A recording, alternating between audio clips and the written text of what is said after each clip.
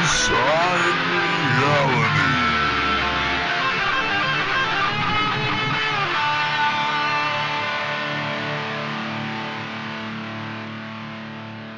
Hello, welcome to Mode Audio Chronicles, episode 71. I'm your host, Curtis Hunt, and joining me today is another fucking podcast. Welcome, everyone, to episode number 34 of Ringside Reality.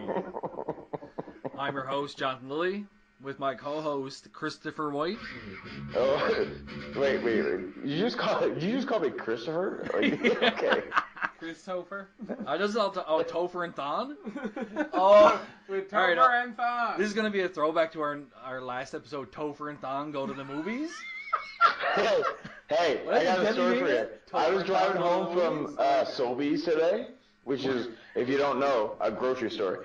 And as I was driving home, I started thinking about when you said last night, Topher and Thon go to the movies, and I literally just bust out laughing.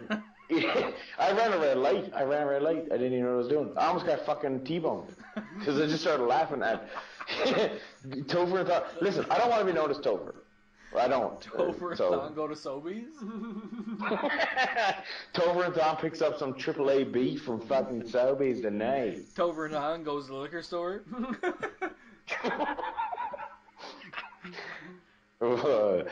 So Simon, we got a mixture. This is like a weird breed of fucking podcast we got going on here right now, people. Yeah, it's a hybrid. This is a 2-in-1. It's a hybrid. Yeah, this is like basically watching Pornhub and getting like you lucked into a 4-way or something. It's a 3-way podcast. It's an interracial cuckold of a an interracial cuckold of a podcast. Yeah, all kinds of connections you didn't expect.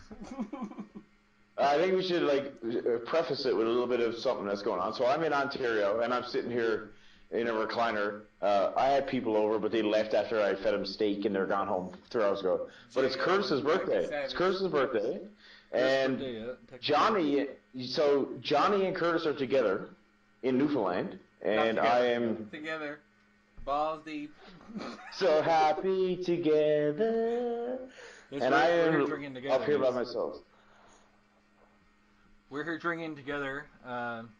We're like pretty drunk, so. But yeah, we figured this would be a good opportunity to get a podcast rolling, which there's potential this might happen again anyway. But this would be it was really Chris's idea, just on the fucking spontaneous fucking message there a few minutes ago. Yeah, Chris just texted me and he's like, "Let's get a what'd you say? Let's get a podcast going, babies." Babies. No, I said, "Come on, my babies." Come on, my babies. Let's get a podcast.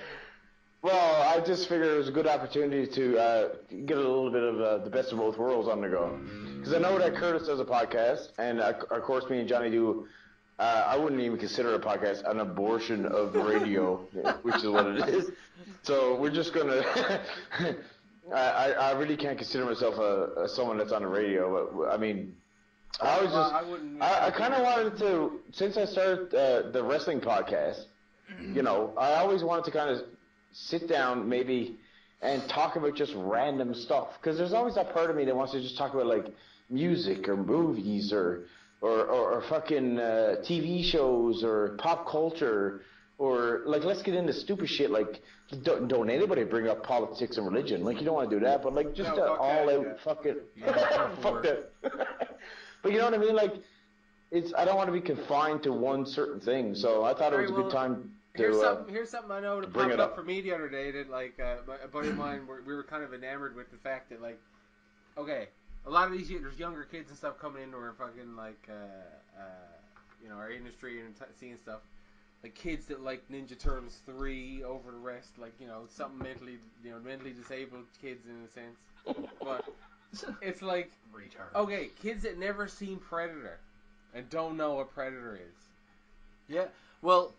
I met when I was working on camp, one of the housekeepers didn't know what Ghostbusters were. Right? What's wrong with it? When I said Ghostbusters, she was like, "What is that?" I was, "Are you fucking kidding me? Never heard of Ghostbusters?" Seriously. Like, How? It's like That's ridiculous. Honestly, to me, that's just like 2 steps off of. You never heard of Jesus? Yeah, like now this is before the new Ghostbusters, remake abortion, like you said, just happened. But like, hey, shut your goddamn mouth. That was the best Ghostbusters of all of them. oh, that's wrong. Hey, hot take. No, that was a horrible movie. But she didn't know what it was, and Simpsons, she didn't know what Simpsons was.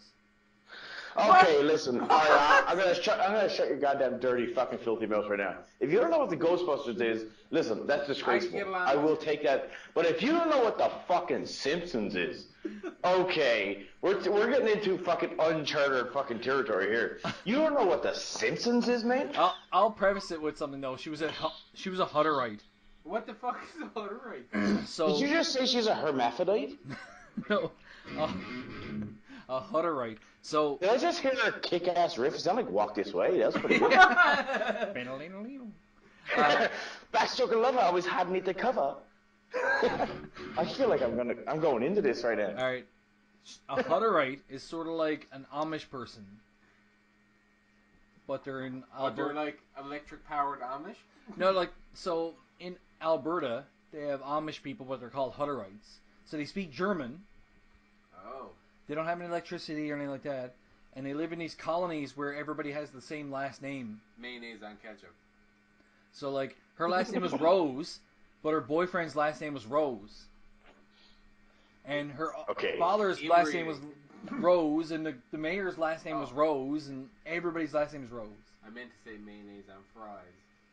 Yeah, so actually, Curtis, you bring up a good point about the hermaphrodites, or whatever he's talking about.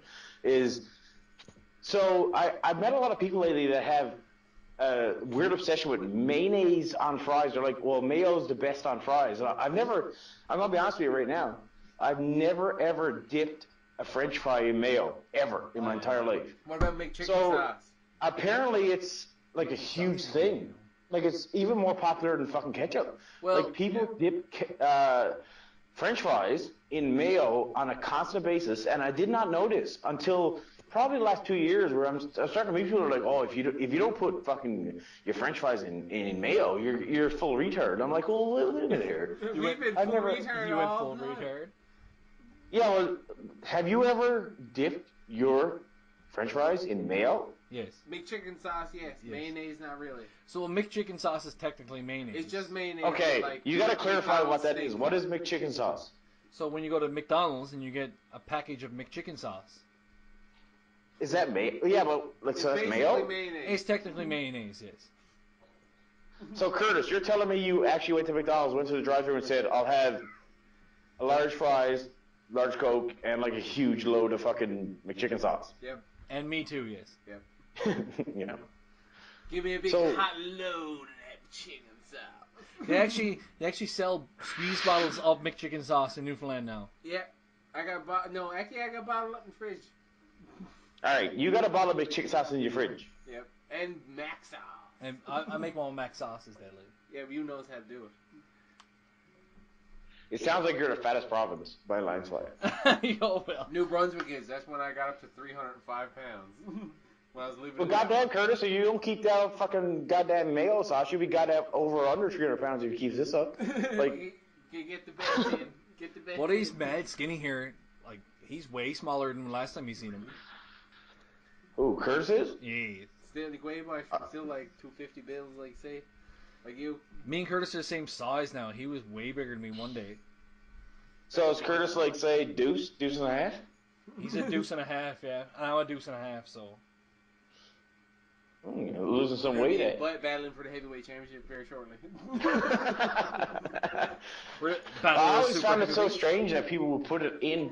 Like, mayo never even came to me as something that I would put a French fry in, because it just seems so awkward. I didn't even know about the McChicken sauce shit until the woman fucking introduced me to it. She fucking got. I don't even know where she got it from. A lot of people started at Around the Bay doing it. Yeah. Property Brothers. Property Brothers.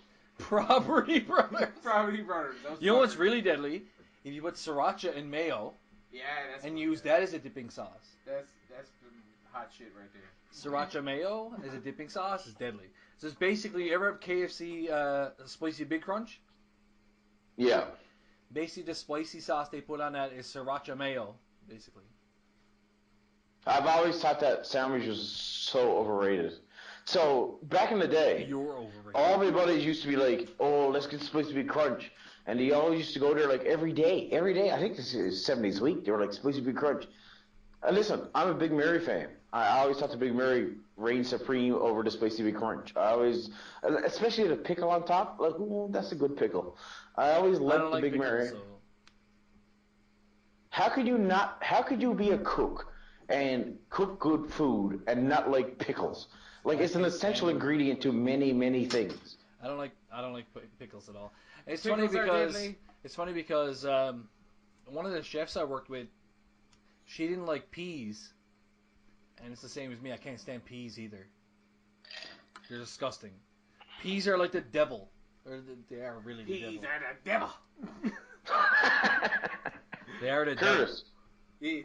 I need you to weigh in. What are your views on pickles? Loves pickles, what? I can't stand them. Get all spicy pickles are shit. I wish I could get more around. Can't stand pickles. I don't know, something about it. Loves it. Okay, I'm gonna ask you a question right now. To the vote have you answers no to this? I'm shutting this down right now. Shut her down. Going home. I'll shut it down. I'll shut it down. I'm gonna go back to watching In Your House '94. Do you like onions? Oh yes. Johnny? Oh, Jesus, yes. I use pickled onions all day. My thing about onions, anybody who says to me they don't like onions are retarded, no, mongoloid. What I say to them is that... kind of be euthanized in a sense. What I say to them is that they haven't had onions the right way yet. It's really what it is. So if you don't like it's onions... it's like a chick that gets her pussy eaten out and she says, I don't really like it, until she had the Maharaja eat her pussy out. And it's like, okay. Yeah, so she might not like... She might like it in the other hole or something like that. You know what I mean? There's different ways of doing it. She might like that fucking brown eye fucking Bobby. Yeah. Was it tongue punch the fart box? Tongue punch the fart box, yeah. She wants to tickle me tonsils with her giggle stick. There you go. But anybody who says they don't like onions, I always say that they haven't had onions the way they like it. So there's so many. Okay, so you gotta explain that. You can't just say that without explaining it. So what is onions? Do you like onions? You're a terrible person, and I hate you for everything you are. Do you like fried onions? Do you like caramelized onions? Do you like raw onions? It's like. Do you like crispy onions? If you don't like onions, then you're this person that supports Pearl Harbor. Yeah. You masturbate to fucking videos of puppies freezing to death. Yeah. You're a Holocaust denier. Yeah. Oh, actually, don't. Celebrate that's a good segue. So I've been reading a lot about the Holocaust. Actually, I haven't been reading a lot about it. I only read it once. So you know what's funny? There's a thing about every conversation goes back to Hitler. How is it that? Okay, so I never read a lot about it, but I know that there's this big movement out there. So I want to talk about two things. First of all, people say the Holocaust never happened. How the fucking Jesus did that never happen? Are you guys one of the, apparently a lot of people online that think it never happened? And two, is the world flat? I was just gonna say, I was like, but yes, Chris Boy, like, people think the world's flat too. So. I was thinking the same thing too. There's a whole bunch of people who think the world's flat. I'm way ahead of you on that one, buddy. Makes some sense. So flat? I don't understand. Like, when we fall off the side of it, it was flat. Like, no idea what. Like. Well, actually, Johnny, that doesn't make any sense. You'd fall off the side of it if it was round. No, round goes around. Like, there's no end to it. A flat side has an edge. No, but like. If something was a sphere, then you would actually walk to one point and then lose your grip and fall off, wouldn't you? The difference for that is that there's gravity keeping it. There's an electromagnetic pulse from the middle of the Earth that keeps you on the ground. Let's say for a second that the Earth is this big disc, like flat.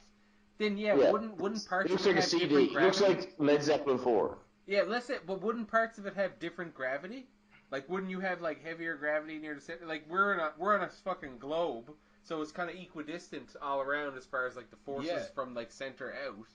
So it makes sense that gravity's even. But if it was a fucking disc, If you went to the edges, wouldn't you be like floating off to the fucking... Off the side of it. Yeah.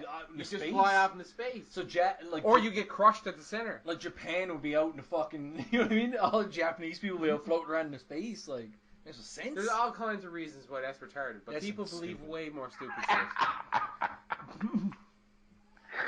It's true. It makes no sense. Like, even the Holocaust deniers, that makes no sense. I don't understand this. It's a historical fact that it happened. There's kids that think that Ninja Turtles 3 was the best movie. I don't even understand. It's like Are you talking about... No, hold on. Let me get you straight with Ninja Turtles. So, 1990, Ninja Turtles came out. Great movie. The first I think one. 91 maybe. Secret of Ooze came out. That's fantastic stuff. Are you talking about the 1993 version of that shitty ass movie? Is that what you're talking about? Was it Turtles in Time? No, it wasn't Turtles in Time. They go to fucking feudal Japan. They go back in time, yeah. Nobody thinks that's the best movie, Curtis. Nobody. I've been talking to people that think that is the best one. Those people are retarded. Yeah, that's what I mean. They really have functional retarded people. Functional retardation. I think that's actually a thing. But here's the thing that I always said about the Ninja Turtles movies. Even like Secret of Ooze is not as good as the first one. And here's the thing that I always say about the first one. It makes it like, this is why it's just a quality film. So you could take the first movie, tell that story, and remove the Ninja Turtles and replace them with regular people, and that story and movie still stands up as a great film regardless. And all the points make sense. It would be an 80s action movie. But the second one, the second one, it relies on the canon of the Turtles as an idea. I still like the ooze and the mutagen and all that. I still love the second one. That was one of my favorites. It's fun, right? It's got more like... Choka and Razor are awesome. Exactly. That's why. It's got more monsters. It's got more fucking cool shit. And fucking ninja rap? Go ninja, go ninja, go. Fucking... Alright. Hey, listen. I didn't sign up for no Vanilla Ice shit on this. So... Well, like, my view always was the first Ninja Turtles movie. Like, when I first seen the Ninja Turtles movie as a kid, I loved it. And then when I seen it, like, 10 years later, when I was, like, a little more grown up, and started to, like, really watch a lot of movies, and kind of become a cynical piece of shit when it comes to movies. Me too. That's what I am. And it kind of sucks because now I watch movies, I watch them, and if it's a good movie, I shut my brain down. Like, we talked about this on the wrestling podcast. It's kind of the same thing. But, the first Ninja Turtles movie kind of has this, like, it's that New York City raw, dirty feel. Like, it has this, like the whole scene of it is, and that when crime is so rapid at that 1990, I think, is actually the worst year for criminal activity in New York City. Like, statistically speaking, I'm not even joking. Like, that was the worst year. It just has this weird, kind of grimy, dirty feel to it, which kind of added to the movie, because it's not just... Even the first one, I don't think it's really about the characters of the Ninja Turtles. I think it was more about the city. I think New York, the city, kind of carries the movie for me a little bit, because it's just so grimy and dirty. And they always take the long shots of the city, too, right? They're always spanning back every fucking 20 minutes. They're like, yeah, this is where we are. This is where we're going. And it kind of hangs on the whole movie. And as a kid, I was like, yeah, this is cool. And then the second one... It was more... I agree with Johnny. It was kind of more fun. Like, it was more of a fun movie, like Secret of the Ooze was. But for me, the first one just had that dirty-ass feel to it. And that certain era that New York... Like, you know what I mean? Like, I don't know really how to explain it, but it had that really dirty feel of a New York City film in 1990. And it really worked for the movie, I thought. Oh, like, it added to it. For sure, the first movie was really darker. Right, you had that dark kind of. It's a really dark movie. Like, it's an actual dark movie. Yeah, you think that's about what I'm it. saying. Like, kind of the movie on its own, like as a piece, like it works. Like overall, it's just this really fucking kind of. I don't know. It's like it's really pulpy. It's almost like American Ninja or some shit like that, but just a little bit better, almost in a sense. Like it wasn't as bad as those movies. It's a really gritty, kung fu movie. Like you said, if you replaced the Turtles with just martial artists, just people, then it would be just a gritty... Because functionally in the movie, the only thing is that, like, they're hiding away from the public. But if they're fucking a group of mercenaries, they do that anyway. Because really, like, and that's the thing I always loved about the Turtles, that story, is that if you go to the original and kind of look at it in a vacuum and ignore everything that's happened post that, it's the story of this fucking vengeful rat monster in the sewer that trains a bunch of mutant monster turtles into fucking becoming like trained killers to go out and take revenge on this like long fucking blood vendetta based on some guy murdering his lover. Like, yeah, it really is. He trained the turtles to fight Shredder. Their entire purpose, that he trained them for fucking 20 years to kill that guy because he killed fucking his master. Like, yeah, it's kind of like the original story of the Turtles from, I think they debuted in probably 83, 84, like as a cartoon. But whatever it was, the actual idea of it is actually pretty brilliant. Like, it is a good story.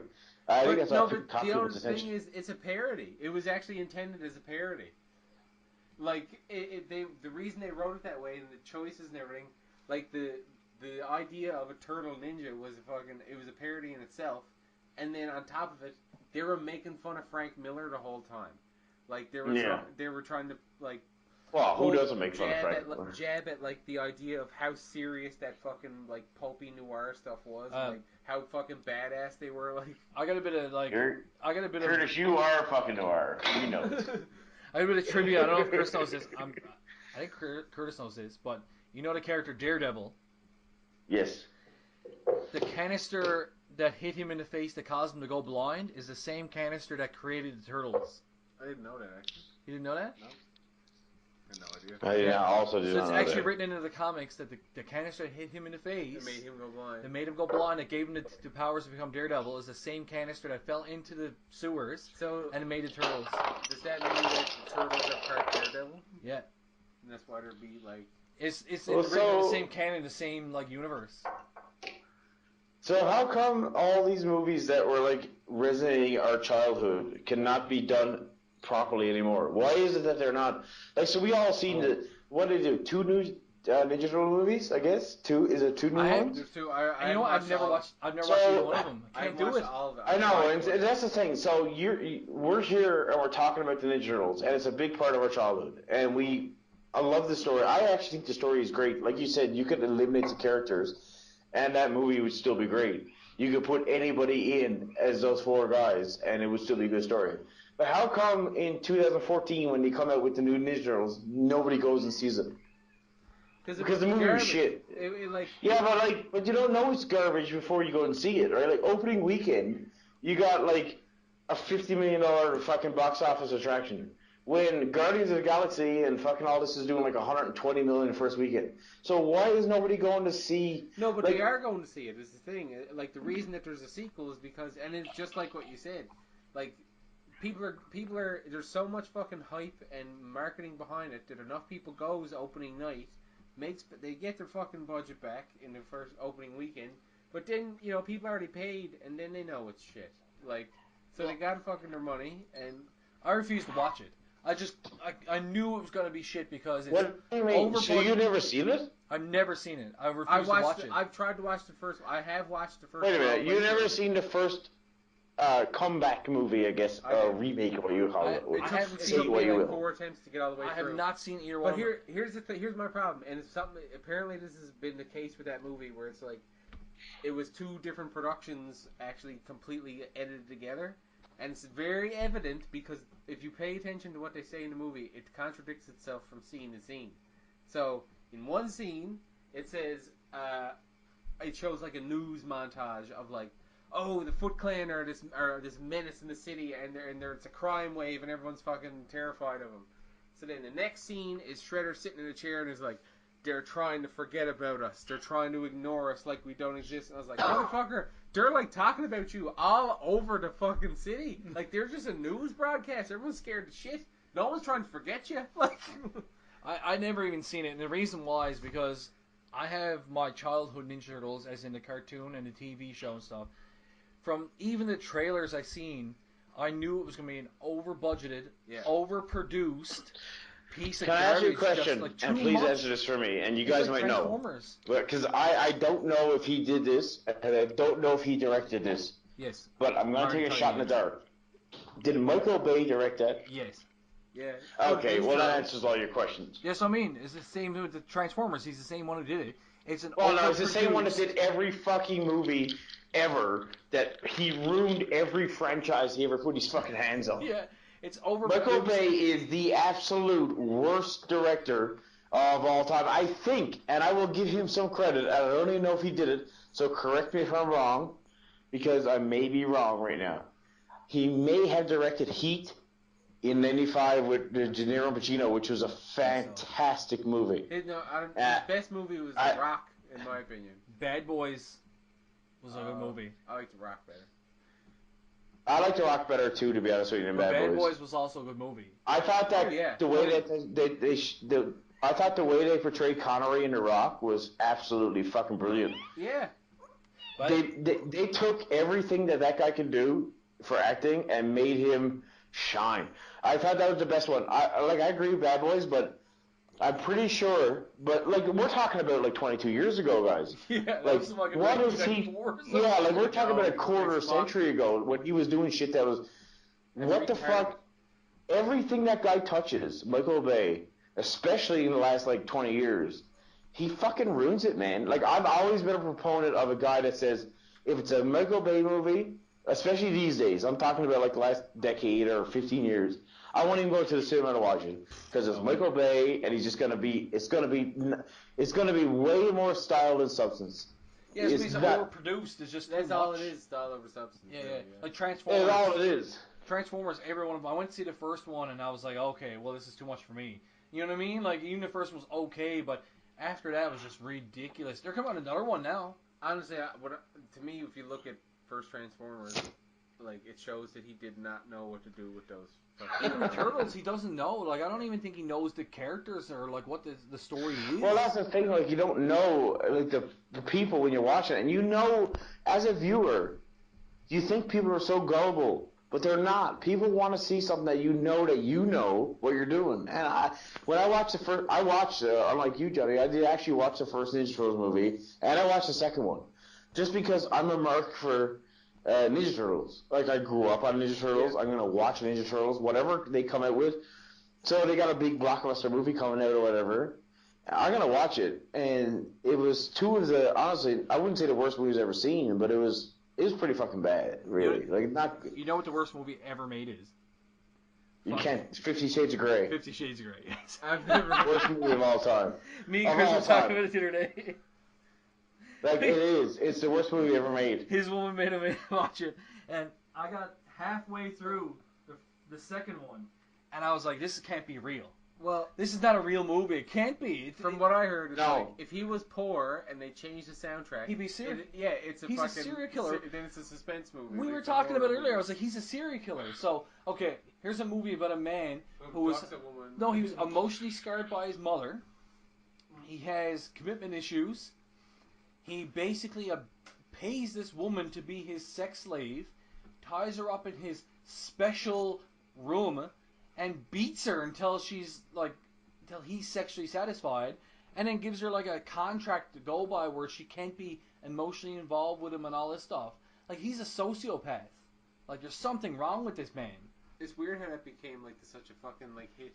And that's what me and Chris were saying. Like so women want fucking sociopaths to bind them and beat them. Like that's what we were saying. So every woman secretly deep down wants to be beaten by some man. Like that makes. That's not, okay. And it sounds. We'll go along with the controversy because don't give DGAF. So there's an idea. What is it now? There's an idea that like evolutionarily, I don't know if that's a real word, but women adapted to enjoy rape. That's why women have rape fantasies, because it's happened so much throughout history. Like women have been raped like through fucking like Viking since fucking Viking. Well, probably since fucking there's been a time really. Since there's been a dick, like someone's been raping someone. Like so, but apparently like there's a theory that the reason women have rape fantasies is because there's like a psychological adaptation to enjoy it as a way to deal with it. You know what I mean? Almost like coping mechanism. Well, these movies are just, like I said... They're worst, man. Like, so basically you sit there and watch the movie, and the whole time, during the first movie, you're watching it, and as soon as it starts, like, the dialogue is cringe. The dialogue is so bad. So then... You're actually watching the movie, right? So you're like, okay, like you're trying to be nice to your missus, right? Like you don't want to be a dick, right? So you're like, okay, I'll get past the dialogue. Let me just watch the movie. The acting is so bad. Atrocious. So then you get past the acting. It's atrocious. So you get past the acting. But then you can start getting into you actually delve into what the story is. And the story is basically this guy who is, like you just said, a fucking goddamn serial killer who wants to do things his way. And he wants to take her into his special room and beat her and whip her and chain her up and fucking handcuff her, duct tape her, and all that stupid shit. Right? So all these women are going to the movies, Valentine's Day 2015, breaking records. Oh, yeah, I love it. It's so fucking sexy. My missus come home that night, and I said, I'm going to get the fucking duct tape. She said, you better fuck right off right now. Don't you ever bring any duct tape into my room. And I was like, well, hold on a second. Didn't you just go watch that and get turned on? She's like, it's so sexy. I'm like, okay, let me prove 2 in the pink and 1 in the stink, baby. Like, why do you want that? They don't, like, it's all just a fantasy. It's a fantasy. But when you actually get to the core of it and say, like, is this guy a good guy? He's a horrible person. The one thing that I always had a problem with movies, for me, was, am I going to be endeared to the characters? Will I actually like the characters in the movie? If I cannot relate to them or at least like them, I'm going to have a hard time getting by. Everybody in that movie is so irritable and so annoying, you hate everyone by the time the movie's over. So let me ask you a question. Why would you ever go see the second one? Like, I honestly hated everyone. Even in movies where the bad guys, like even in Goodfellas, where it was like, okay, these guys are all pieces of shit. But eventually they told a story that Ray Liotta, for example, I actually kind of liked him by the end of the movie. He was a good guy. He had no problems. He was a kid. He got involved in the crime scene. It was not his fault, really. Yet he took on because women liked him, and he was getting pussy, and he was doing drugs, and he made money. So by the end of the movie, he was a full-on gangster. But you actually liked him because, well, the guy was fucking just a regular schmo that made it fucking big. I hated every single character in this movie so much that I never, ever, ever, ever want to watch it again. And it's like, why would I ever want to watch a movie where every character is fucking intolerable? Would you ever want to watch something where you hate everybody? Of course not. These characters are not redeemable in any single way. They're all horrible people. Horrible people. Even the girl's a horrible person. They're all fucking pieces of shit. Well, they're not real people. They're honestly not real people. I was watching the movie, and I think it might be the first movie I ever watched where I was sitting there, and I didn't see the first one. I was watching the first part of the second one, and I kept thinking to myself, like, I gotta turn this off, like, and my wife was watching it, and you gotta wait. She enjoys it. She read the books, like, she loves it. I don't know why. Still don't understand. She read a few, like, snippets of the book out to me, and I was like, is this porn? Are you reading porn? So it's a big deal for a guy to sit down and watch porn. But you can sit there and read it because it's passed off as a quote-unquote novel. So I was watching and I was like, I can't even handle this. It really was. It was so bad. The dialogue was intolerable. Bad. Intolerable. The worst movie I've ever seen in my life. The dialogue's so bad. The characters are so bad. Even the actors, like, you could tell they don't care. From what I read online is that the two of them hate each other. The two actual actors, the main guy and the main girl, can't stand each other in real life. Like, the actual actors don't like each other. That's fine. So maybe he just like tries. Can I really beat that bitch? Like, that comes off on screen. Like, you gotta have some kind of chemistry with who you're acting with. Maybe that comes through. These movies are honestly like the worst. You can sell out. It's basically like, listen, I'm not gonna sit here and riff every single popular music artist or movie fucking thing that's going, like Twilight or something. You know what? Like, Twilight is a big fucking movie series, and Katy Perry and Miley Cyrus sell a lot of records. I'm not gonna sit and riff it just because people listen to it. But even Twilight, as bad as that is, and I mean that is truly horrendous, it has a little bit of substance. They built up these two characters where it was like team whatever versus team whatever. I don't even know what the fuck it was. Well, yeah. But they built it up over 5 or 6 movies where at least you can go to the movies and go like, okay, I'm on team whatever the fuck Buddy's name was. But these 50 Shades movies, they have no characters at all that you would even want to root for. Like, you would not want to, in real life, root for any one of these characters. The guy is a legitimate piece of shit. He actually is. He's a piece of shit. And then the chick is just a fucking naive, gullible, but at the same time exuding confidence. It's like, oh, you're weak and you're stupid, but you're super confident and it makes the whole premise makes no goddamn sense, man, to me. Curtis, have you not seen these? And if you have not, please do not watch. No, I didn't watch 50 Shades. I haven't watched none of that. So he has no idea what we've been talking about the last 10 minutes. No, like I mean, I've heard a lot of like reviews and people talking about it, but I really haven't watched it. But I've been surprised to find out what the movie really was about, like in the whole like premise, because to me it a lot of it kind of exposes kind of how there is this weird like complete like warped standard of like perceived kind of acceptable sexuality for like the male and female perspective. Like there's been so many instances where it's like.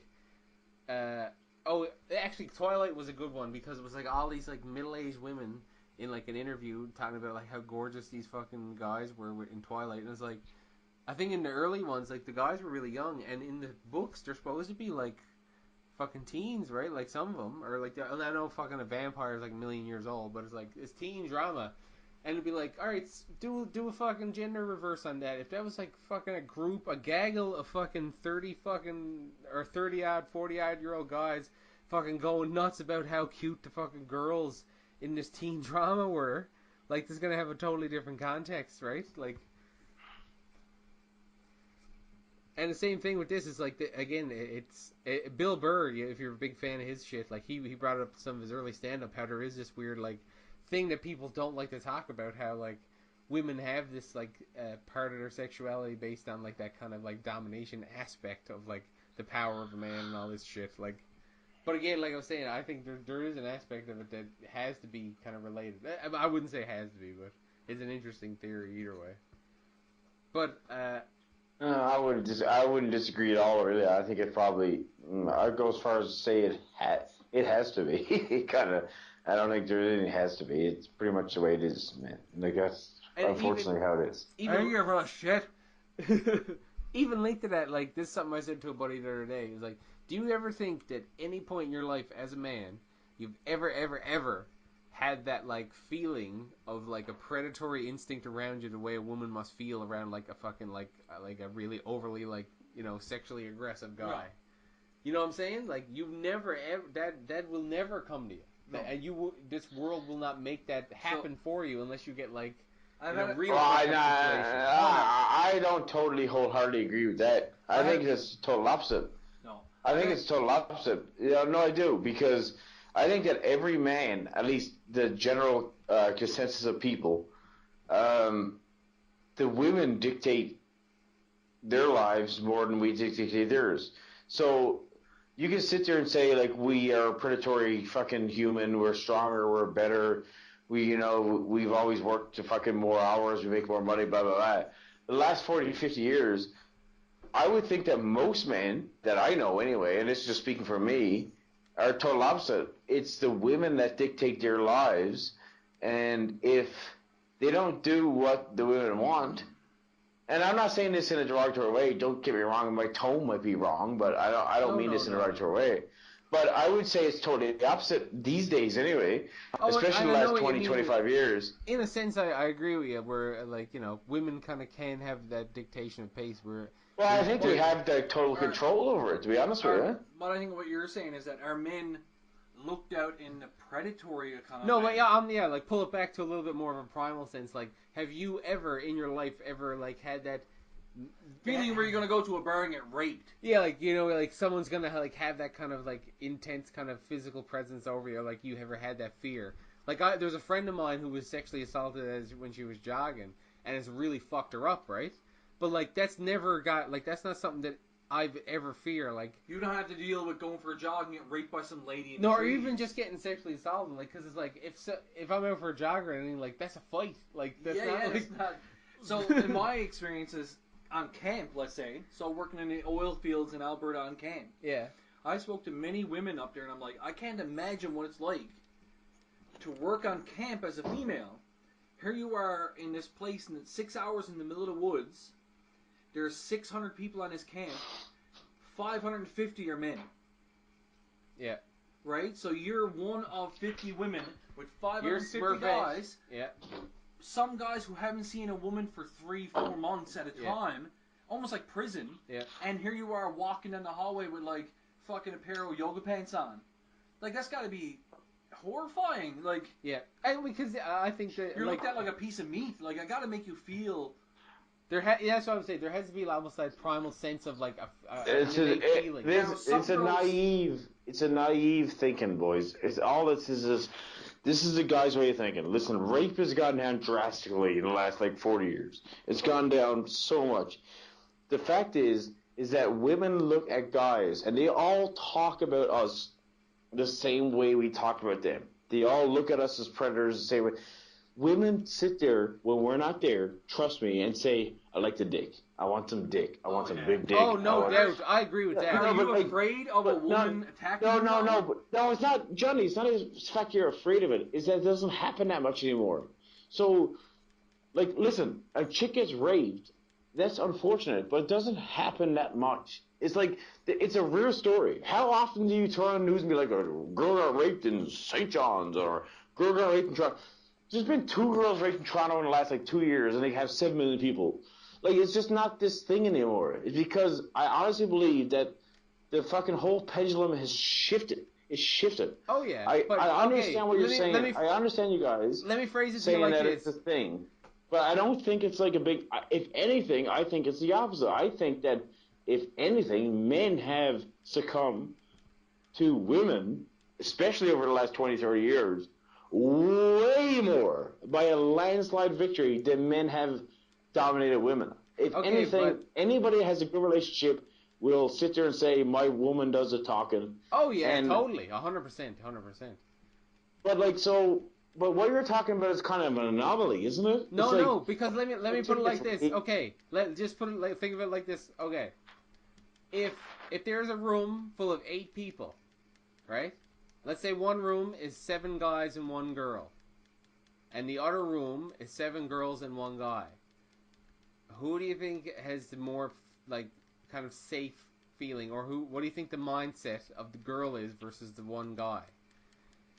I was thinking the same thing. So, for example, if your girlfriend was to walk downtown by herself at 2 a.m.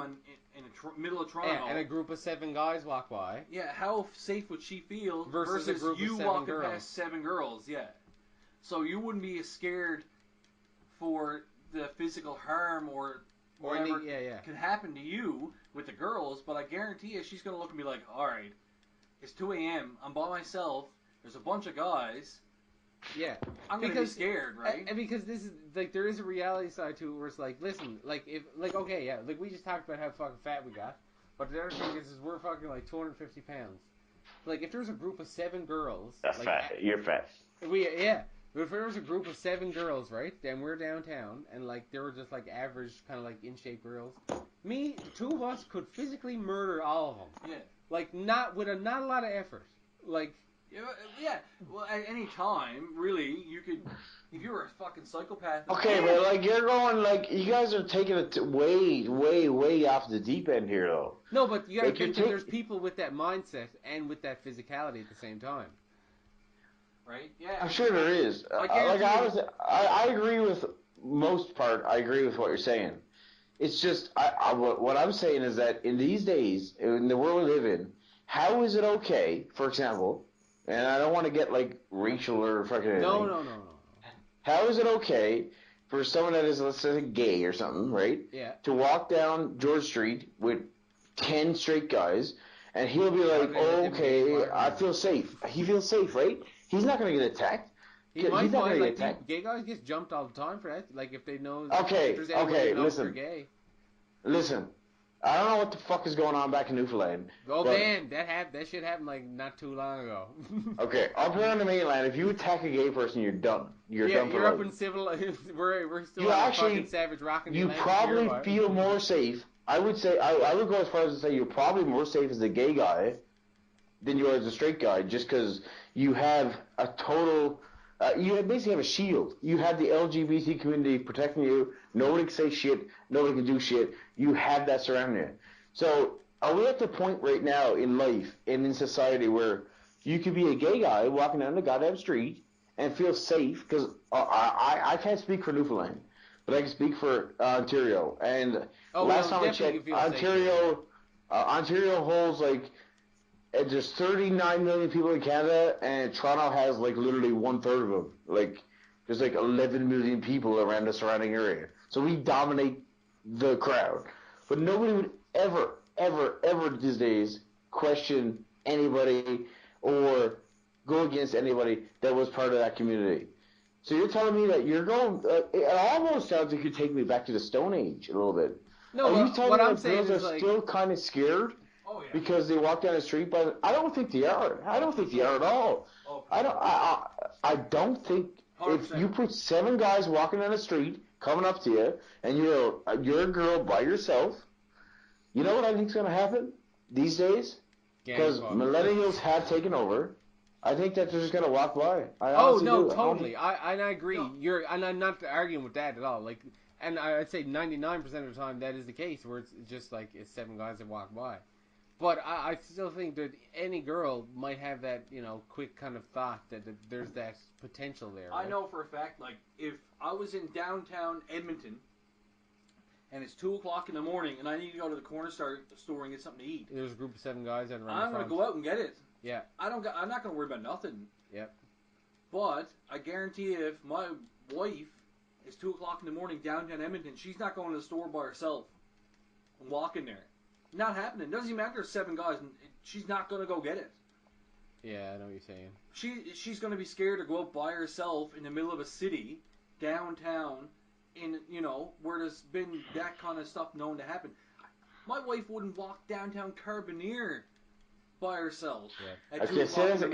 But now, like, I agree with what you just said about Edmonton, and I agree with what you guys are basically saying. Fundamentally, I actually agree with what you're saying. Oh, yeah. I'm just trying to dispute for the fact that it's a podcast, and I'm trying to dispute it. Obviously. But, like, listen, that's true. But, like, Johnny, you cannot say that she cannot downtown Carbonear. Like, listen, man. If you're afraid, like, she won't do it. I know she won't do it. Yeah, Carly's same way. But like, you're borderline foolish if you can't do that. It really is. Because I agree with that. But they won't do it just because they. No, but like, it's silliness, man. You're being gullible, you're being naive, you're being silly. All you do understand that these days, most people, especially because of social media, realize you can't get away with shit. You can't do shit. Most people will not do anything to you.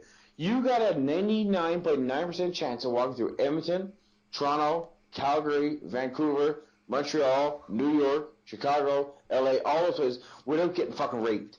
Like, the rape percentage is literally like 0.1%.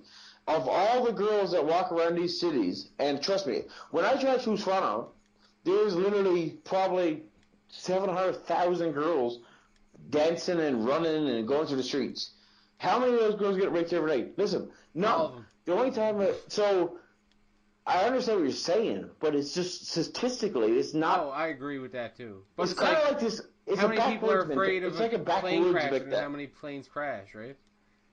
I am. I'm scared of shit of planes. Actually, let's talk about planes. Because I am so afraid of flying. It still freaks me out. Listen, I understand how planes go in the air. I understand how it happens. It still freaks me out. I cannot. When you put me in a tube of like 20 feet wide and I'm 37,000 feet in the air, I'm never happy. It's weird. It's a freak show. Johnny, you flew more than anybody, didn't you? I don't mind flying at all. I don't mind flying now. Doesn't bother me one bit. Because it's just that statistic that, like, I think about. I'm just like, there's a fucking 100 flights going out. Like, I'm scared of heights and I don't mind flying. Yeah. Doesn't bother me one bit. You know what I hate more? Being in the fucking ocean. That scares me more. Oh, hell yes. No sharks in the sky. Not even so much that. Like,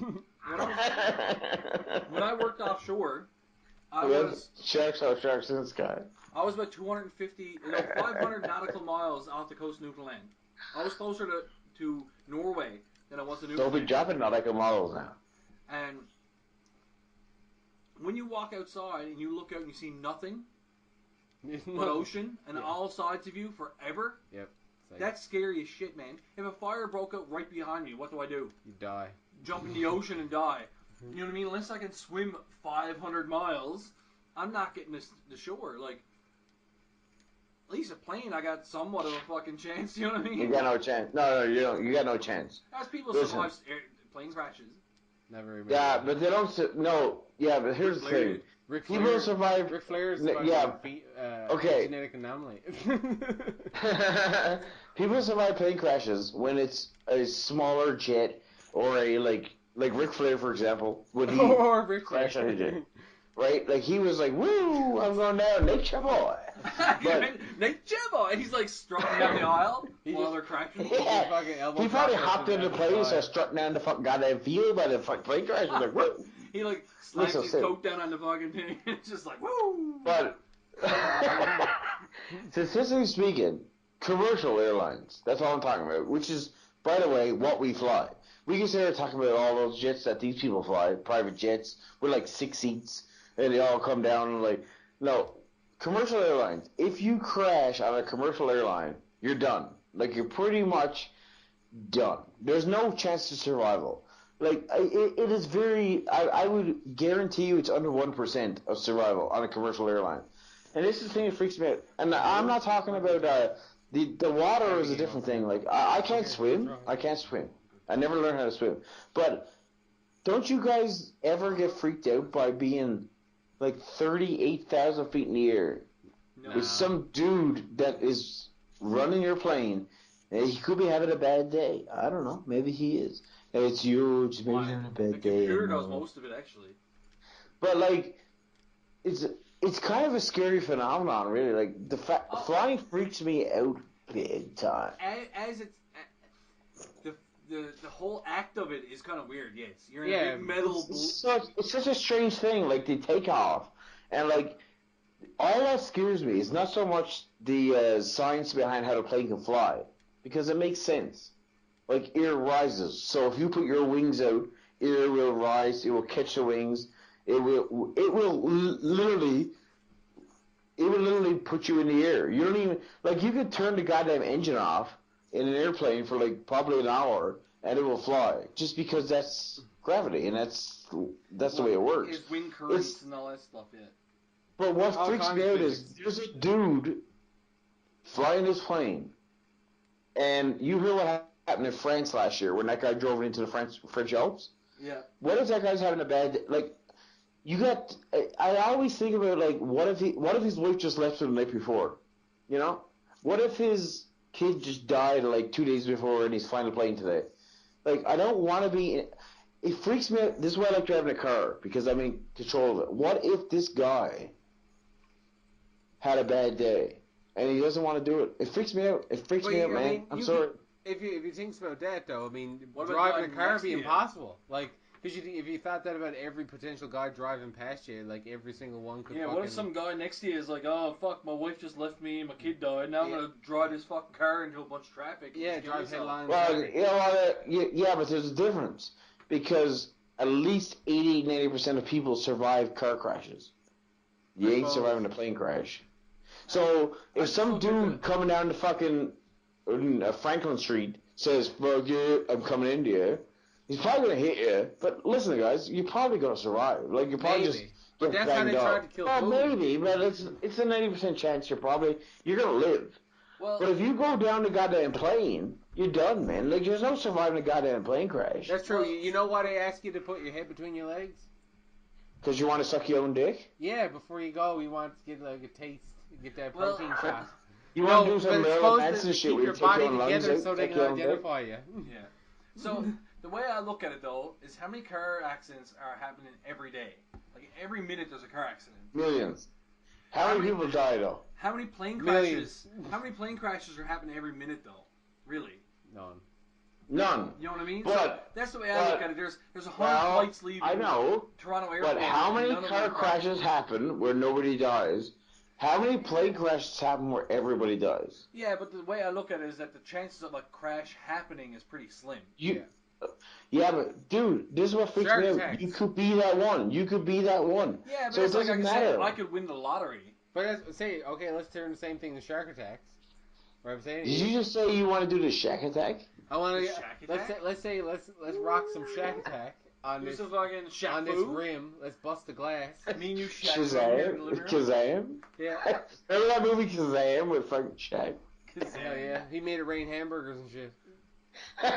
Okay, go on. So you're talking about shark attacks, right? Yeah, but like statistically, probably more likely than a plane crash. But it's like, yeah, way more people get in the water. No, it's less. I think it's the same, actually. No, nobody gets attacked by sharks. That's just a myth, man. No, man, they told me that. People get, like, I used Seriously, to go to a website called. If there's 7 billion people in the world today, literally like less than like 0.1% have been attacked by sharks. Like sharks do not attack. It's all just Jaws. Literally ruined it for everybody. No, man, like shark attacks still happen, and they've picked up. And under Golden Gate Bridge, like great whites populate because of people jumping off. People committing suicide, they just eat the dead bodies? Yeah, people Are jumping you off. talking about goddamn San Francisco, Golden Gate? Yeah. Ain't nobody eating goddamn people under Golden Gate Bridge. Totally happens, totally. Like, it's a thing. Like, there's a huge, like, they tend to fucking pile up there. But I had no idea, just to get us kind of rolling a little bit in a direction that was more like skewed towards your show and my show. So like, something I wanted to ask you guys, because you guys are way more fucking knowledgeable with the wrestling kind of like in depth, kind of data. So one of my favorite wrestlers lately, because I've been watching all these videos and interviews and shit, is New Jack. What? New Jack has become one of my favorite wrestlers of all time. He gets his exercise from running from the police. Listen, I'm gonna be honest with you. Remember that? I get my exercise from running from the police. New Jack's actually a huge piece of shit in real life. Like, he is one of the worst pieces of shit. He's hated he by actually a lot hurt, of people, yeah. And what he did in the ring, if I can give you some kind of semblance to what you're talking about, New Jack is a horrible person to the point that in the ring, he's been known to hurt people. Oh, I know. I've watched all the videos. Yeah, wrestling's supposed to be fake, nigga. And he ain't fake. He takes it up. He's in it for himself. Oh, totally. Johnny, is he fucking New Jack? Hey, Curtis, listen, I gotta give you some love. Listen, haven't heard anybody say in my entire life, ever, as a huge wrestling fan. And listen, I know shit about wrestling, and so does Johnny, that we're insiders. Yeah. I've never heard anybody say they're a huge New Jack fan. I'm the half listener. Like, you're bringing up New Jack, which is like, I give him some credit. Like, that's a good shout out. But I can't believe I thought you would have brought up like Blue Meanie or something. I can't believe you brought up New Jack. New Jack. I've been like following New Jack, going back, watching the Smoky Mountain stuff and all that. Like, it's. Listen to you talk about Smoky Mountain and everything. Johnny, what have you done to this boy down there? Did he just bring us Smoky Mountain? He did. He just dropped some Smoky Mountain. Smoky Mountain. What have you done to him? Listen, I got no part of this old smirkness going on here. Listen. As much as I hate New Jack, I gotta give him some credit for bringing up Smoky Mountain. But then, I want to go into. We haven't talked about music tonight, so can we not talk about music? Yeah. Fucking everybody loves the music. Would you want to talk about yours? Everybody loves the music. I just had like, so this is something I've been. Okay, I got a confession to make, because I know you guys love Ozzy. I got a confession. I think Ozzy's solo records are better than Black Sabbath's records. I'm sorry I said it. I'm sorry. Well, yeah, okay. I'm sorry.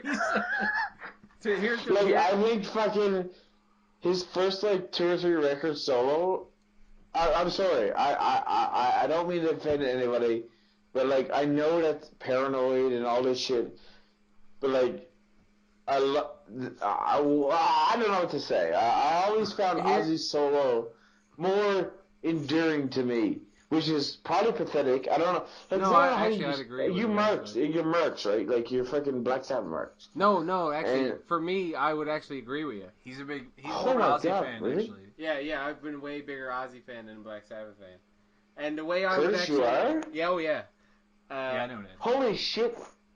This is fantastic. Because, and this is the way I would thought phrase it was like dropping a bombshell there that time. No way. Like, this is the way I would put it. And for me, Black Sabbath ends after Never Say Die. But, I would say it ended before Never Say Die for me. No, man, I love fucking that and Hard Road. There's a couple fucking good tracks on that. But, the way I always kind of explained my kind of taste between Black Sabbath, or like the way I can best explain it would be like, Black Sabbath would be like more like a classic meal, like let's say like a really well done steak. You know what I mean? Like it's something is like it's like more bassy, more kind of like a simple kind of approach, but like good at its core. You can throw it on and just don't need to worry about it. Yeah, like it is at its most earnest piece is just like a good like natural product, right? Like just like how like a good piece of beef, like its own juices are its best spice. Yeah. Right, but when it comes to like Ozzy stuff, whenever I listen to Ozzy stuff, I always feel like it's like most other metal to me feels like I'm going to a fast food place, whereas Ozzy always felt like fine dining, where it was like there was a lot of care and effort put into the mixing and the actual score and stuff. And when I was trying to learn guitar, I had the unfortunate experience of choosing to try and learn from some of the best guitarists ever in music who were playing with Ozzy. Well, I know Curtis is a bigger Ozzy fan than me, but that being said, I owned an Ozzy album before I owned a Black Sabbath album. I owned Black Sabbath first just because my brother bought it. I don't want to make it seem like we're shitting on Black Sabbath here. People. No, God, no. Listen, I can pull some shit out right now, some Black Sabbath stuff. Well, both of us have seen him. Kurt, I've seen him 3 times. Have you seen him live, Chris? Hey? Hello? Topher? Hello? Have you seen Black Sabbath live? Who said Topher? Have you seen Sabbath live? I'm asking you a question. What's going on? He's not answering a question. This is bizarre. I'm asking you. Have you seen Black Sabbath live? Why is he not answering? I'm asking you. Chris White. Me? Yes. Did you just call me Chris White? Yes. Have you seen? My name is Topher. Right here, Bert. Yes, I've seen Black Sabbath. Yeah. So all of us have seen Black Sabbath. Yes, so, I've seen him at the ACC a couple years ago. I mean, we all understand what they've done for heavy metal and like what they are. Well, like, it's just one of those things where it's like, okay, I know that they're supposed to be the go-to for me, like for like the favorite. But supposed to be favored, here's the problem with that. Is that music is such an opinionated conversation. Yes. Yeah. All I have to do is say I honestly like, and I know it's bad, but I like Ozzy's solo stuff more than what he did. And I thought, listen, before going into this conversation, I thought it was blasphemy. But Curtis, you backed me up kind of a little bit here. Oh, yeah. And I backed you up definitely. Johnny's backing me up too, apparently here now. Yeah. Well, like I said, like I thought it was blasphemy. Like I kind of like Ozzy solo. Mad good tunes, good records, great fucking tunes for like the last 25 years. And I like Black Sabbath, trust me, I do, but I thought it was blasphemy. No way. But it's not, apparently. I owned Blizzard of Oz before I owned the Black Sabbath album. My first Ozzy CD was actually No Rest for the Wicked, which was Zakk Wylde's debut album. I actually have that record on my playlist right now. That is a good fucking album. That record is fucking savage. Like, Zakk Wylde... No, it is literally, like, it is the equivalent of being raped by Christian Grey. Like, it is savage. Like, that, but that's what I mean. Like, it is savage. It's his favorite character. What? What? Loves it. Did you just mumble something I didn't hear, but I heard it? You little piece of shit. You bastard. So, like, I was curious about that one, because, hey, I want to tell you a story, too, guys. I want to tell a story, because this is a podcast, I want to tell a story. So, story time. one of the greatest nights that I've had in a long, long, long time And it probably resonates more with me than any night in the last few years. And I mean, like, you go through 3-4 years, you have a lot of good nights, you know? You have 2-3 years go by, you've had lots of parties. I'll never forget this. So, Johnny's bachelor party was in your shed. Mm-hmm. And I showed up, and you guys were already there. So, we all went out, we partied, whatever. But we went in your basement, and you had a pool table. Did you not? Do you still have that? Yep. Curtis? Playing beer pong every night. And I was talking about how much I love the Beatles. And so we started talking about Beatles versus whatever. But you put on In My Life by Ozzy, which is a Lennon tune. Yep. And one of my greatest memories, this was a great moment for me. We all stood there at your bachelor party, loaded fucking drunk, and we just sat there playing pool, singing In My Life. And all those words are so meaningful, too, about the people and the changes and people and things that come before and all that. And it's one of my, I just wanted to share that with you and tell you that it's one of my greatest memories. I think I'll treasure it forever. It's us sitting around your pool table. You had it playing. You put on the Ozzy version, which is fantastic version, by the way. Like, great version of that song. And we all sang it together, and I won't forget it for a long time. I wanted to just say that. Yeah, well, that was definitely like I took a blurry picture of that night downtown, and that was like my phone fucking back screen for years. But yeah, it was a good time. It was a good time. For years. Well, I think music's one of those things that, in my opinion, it, like you said, it's subjective, obviously, but it's one of the things that everybody feels emotional about. You know what I mean? Yeah, well, it has its meanings, and I think this is almost like magic in a sense, but I won't get into that weird fucking half religious. Well, you should get into really that. is, like, This is the best time to get into that. Tell me what you think. What other phenomenon I want to hear what you want in to this say. world has that something effect? that has an effect? Maybe art. Well, it is auditory art. Even then, art, like, there's some people don't really like. No, everyone likes art. There's not a fucking creature that can experience art that doesn't enjoy it on some level. But, like, music is one of those things, I don't know, man, like, name one person that doesn't like any music ever. That's my point, exactly, yeah. Like, that's ridiculous. Fucking Mason, he's just becoming, like, conscious of fucking... But he's gonna like hearing something? He still fucking kicks his feet to music, it's just, it's almost like a very primal... Yeah. Feeling. It's rhythm, right? We're made of fucking vibration and rhythm, like... Yeah. It's one of those things, like, well, it's kind of like yawning, right? Like, why do we yawn? And then, like, people are like, oh, well, actually, nobody can actually prove why we yawn. So when I yawn right now, you will probably yawn. But it's kind of a primal thing, maybe. Maybe it was like a Neanderthal thing where that's how we talked before, you know, like, I can literally talk to Johnny on the phone and yawn, and I guarantee you, Johnny, you will yawn. Well, I yawned when you just said it a second ago. Like, talking about it is making me do it. No, listen, I only said the word yawn, and you yawned. Yeah, basically. Because it's like a thing. It really like, is. music is so subjective. But subjective is the key word to music. Yes. And I don't take anybody and judge them with music. I honestly can't. Because you can't do it, man. No. Anybody that, when I say to someone this is my favorite band, and they go like, oh, they suck. I'm like, okay, you think they suck. But, like, I am literally a totally different human being. Yeah. And what I think sucked, like, we were talking about Ozzy a few minutes ago. You know how many people I've met that thinks Ozzy's solo shit is like, oh, like, that's fucking garbage, man. Like, that sucks. Totally. Yeah, there's a lot. Right? And I'm like, okay. But, like, I like it, and I like it more than the Sabbath stuff, which we already talked about. But, like, people don't like it. So if you don't like it, like, what are you supposed to do? What are you supposed to do? Are you supposed to sit there and argue with them and say, no, you're wrong? But you're not wrong. Yeah.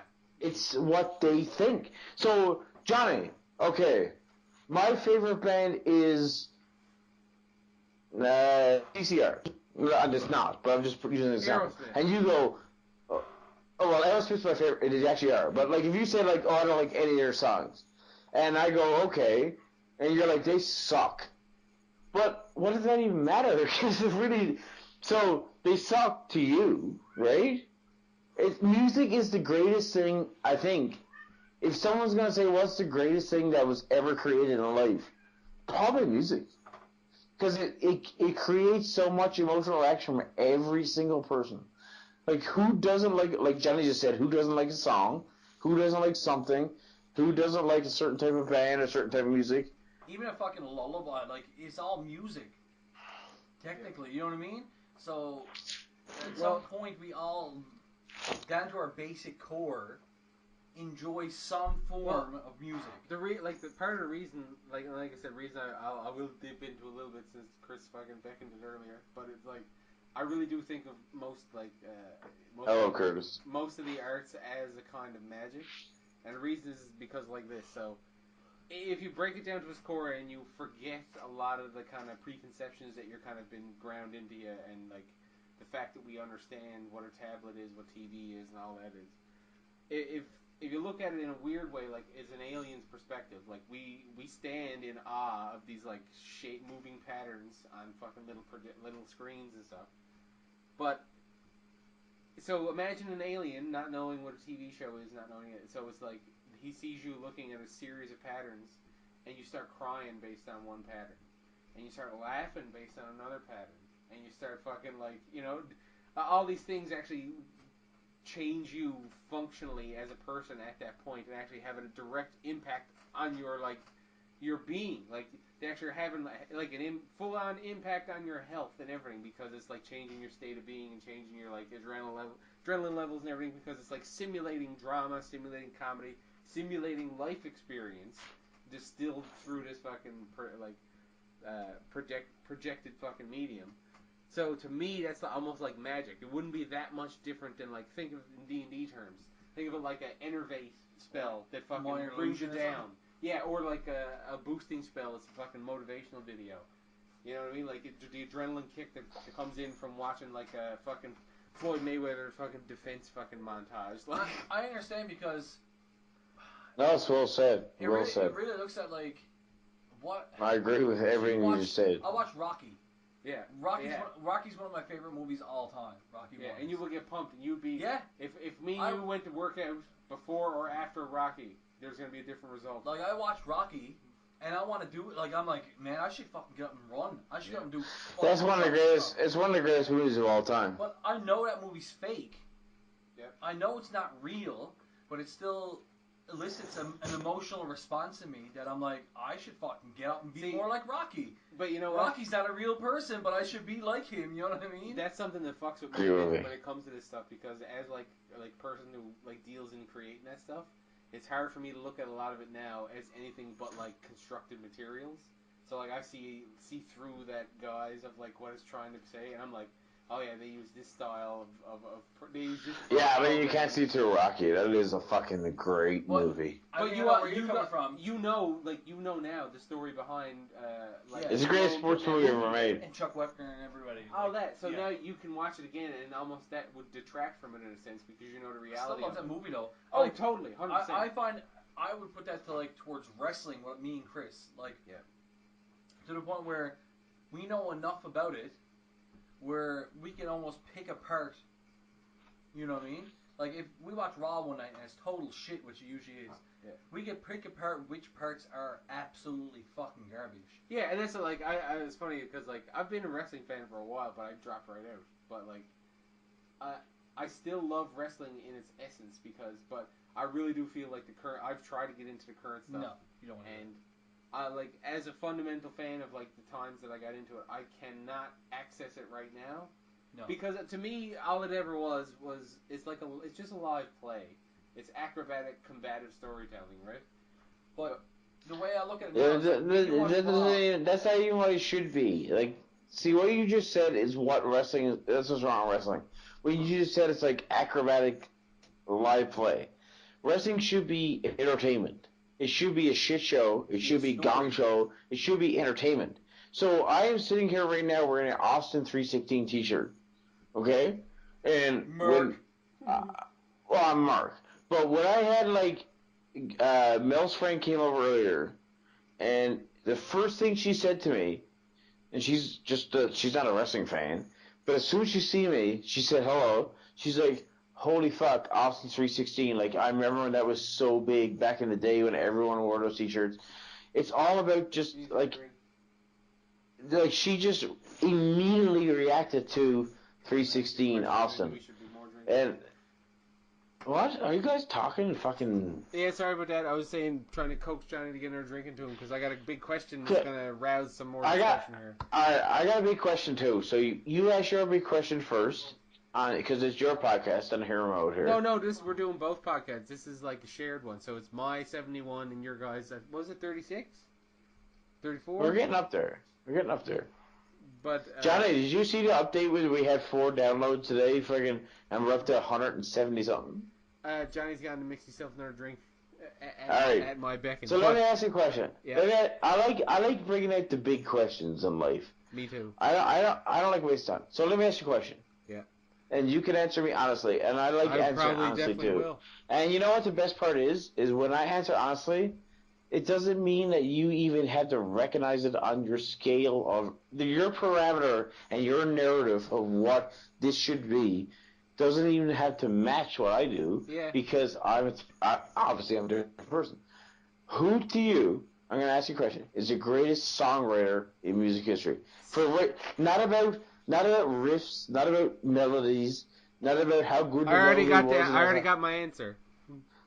Just, I want 100%. Yep. I don't want melodies. I don't want fucking songwriting. I don't want riffs. Just I got it. Skill set for writing a song. That's all I'm asking. Now, okay, let me just give one caveat, make sure we're communicating properly here. When you say writing a song, do you mean the person who wrote the lyrics, or do you mean the person who wrote the score? I'm saying the person that wrote the lyrics. My caveat is to you, who is the greatest songwriter, of writing song of all time? Geezer Butler. 1, 2, 3, shoot. Geezer Butler. Ever? Yeah, for me. His lyrics I found so fucking just enigmatic and connective through all like Sabbath stuff, because I think that I like Ozzy's songwriting is really I think a little bit more say evocative of imagery versus Geezer stuff is more poetic and fucking like I said, almost like a riddle or a fucking just some weird kind of prose of an idea. But I love all Geezer's writing.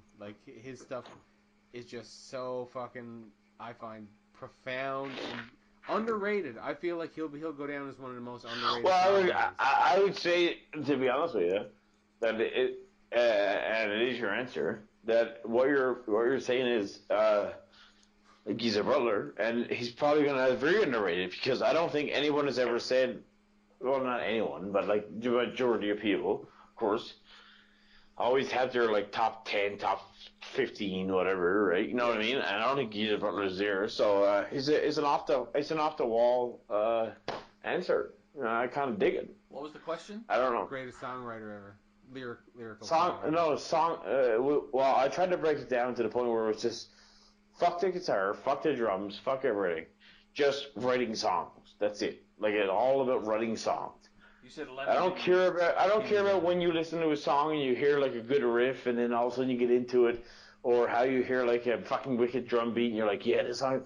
No, strip it all down. Strip it to the very core that it is. You know who I'd say second?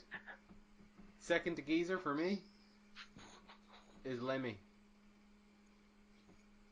You are going off the wall, eh? To me, yeah. You're fucking shaking her up big time here right now. I just love that. I dig it, and I honestly do dig it. It's a different. I wasn't expecting it. I wasn't expecting this. I honestly thought you were gonna go with the fucking generic, whatever, Bob Dylan or John something. Lennon. No, well, John Lennon's number one. Well, Lennon. No, yeah, but no, I just meant yeah. But he's not number one. To everybody, whoever has their own point of view, right? That's what I asked Curtis. Well, that's the point of discussion. I said eliminate the women hate everyone agrees that number one is John Lennon. I would say, my next I want to eliminate all those things where people are like, oh, well, he's number one. And who do you think's number? Because everybody has different opinions. So who do you think, like in your own heart, is number one? And he came out with Geezer Butler and Lemmy, which is fucking off the wall. It's fantastic. Unfortunately, sometimes. Oh, that's your ice maker. Yeah. God damn you, Johnny. How do you know that? I've been at your house. I've been at your house.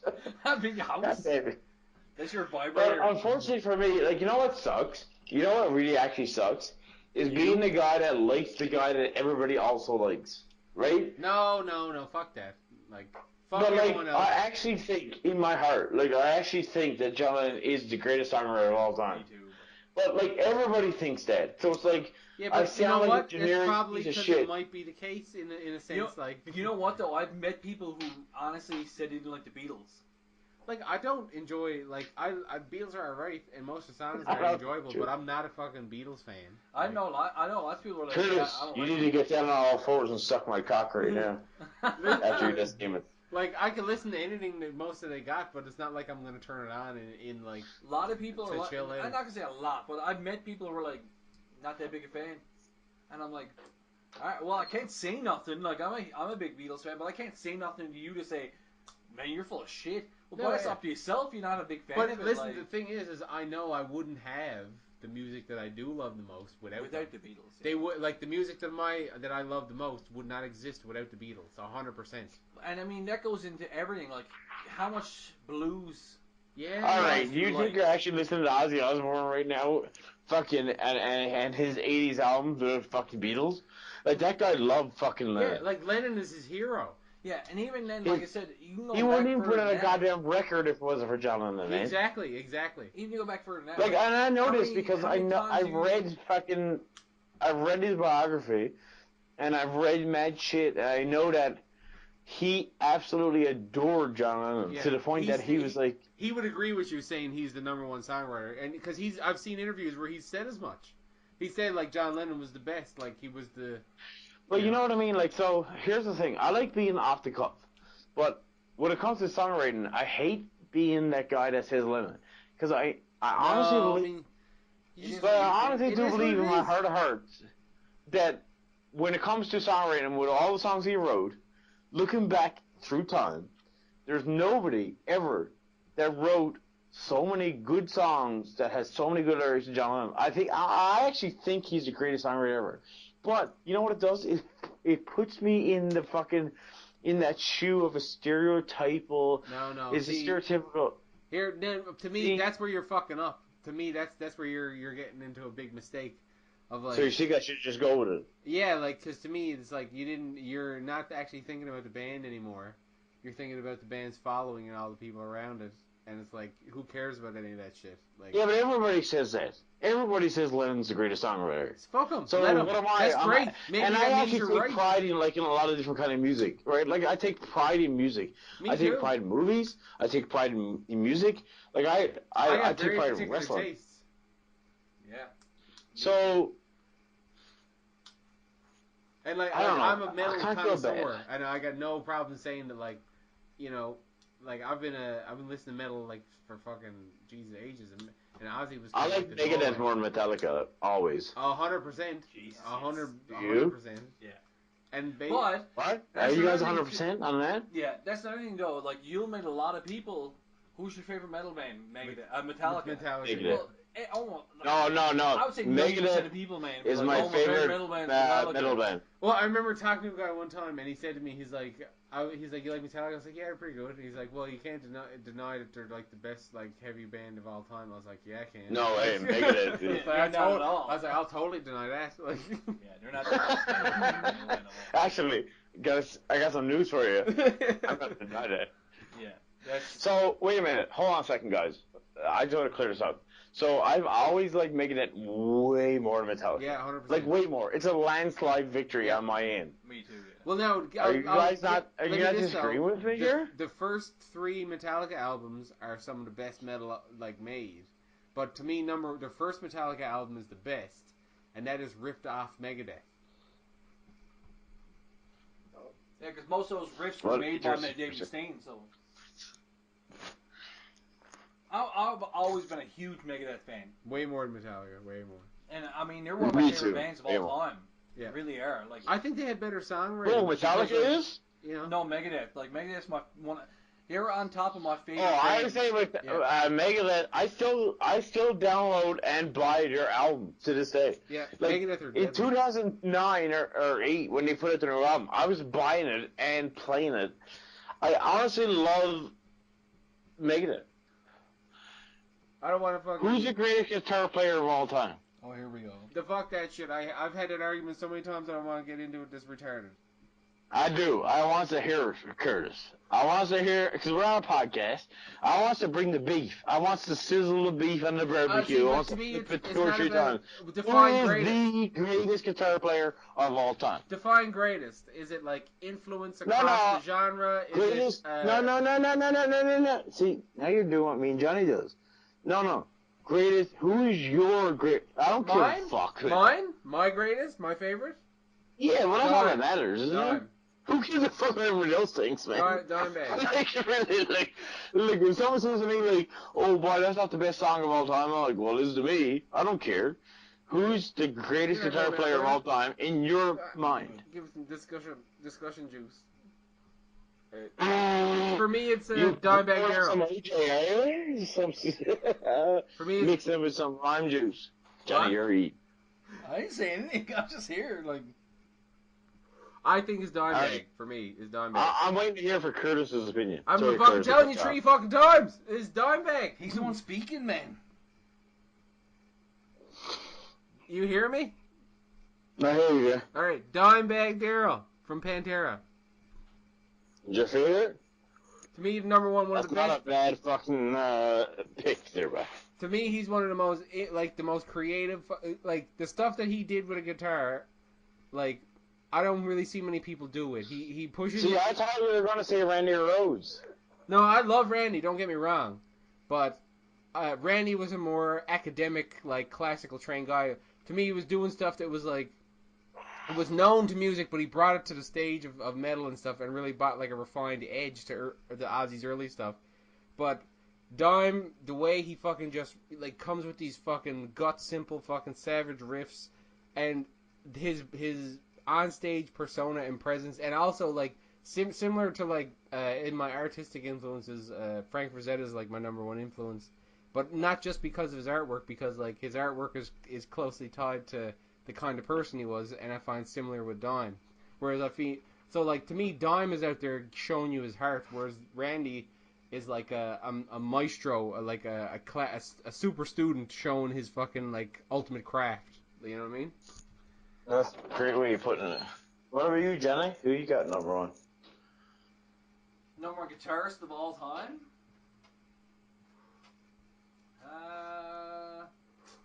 Did you really even have like a big guitar fucking hero? Not really. I was more like vocalist, probably. I was more into the vocalists and songwriters and stuff, right? Because you guys play guitar, I don't play guitar, so.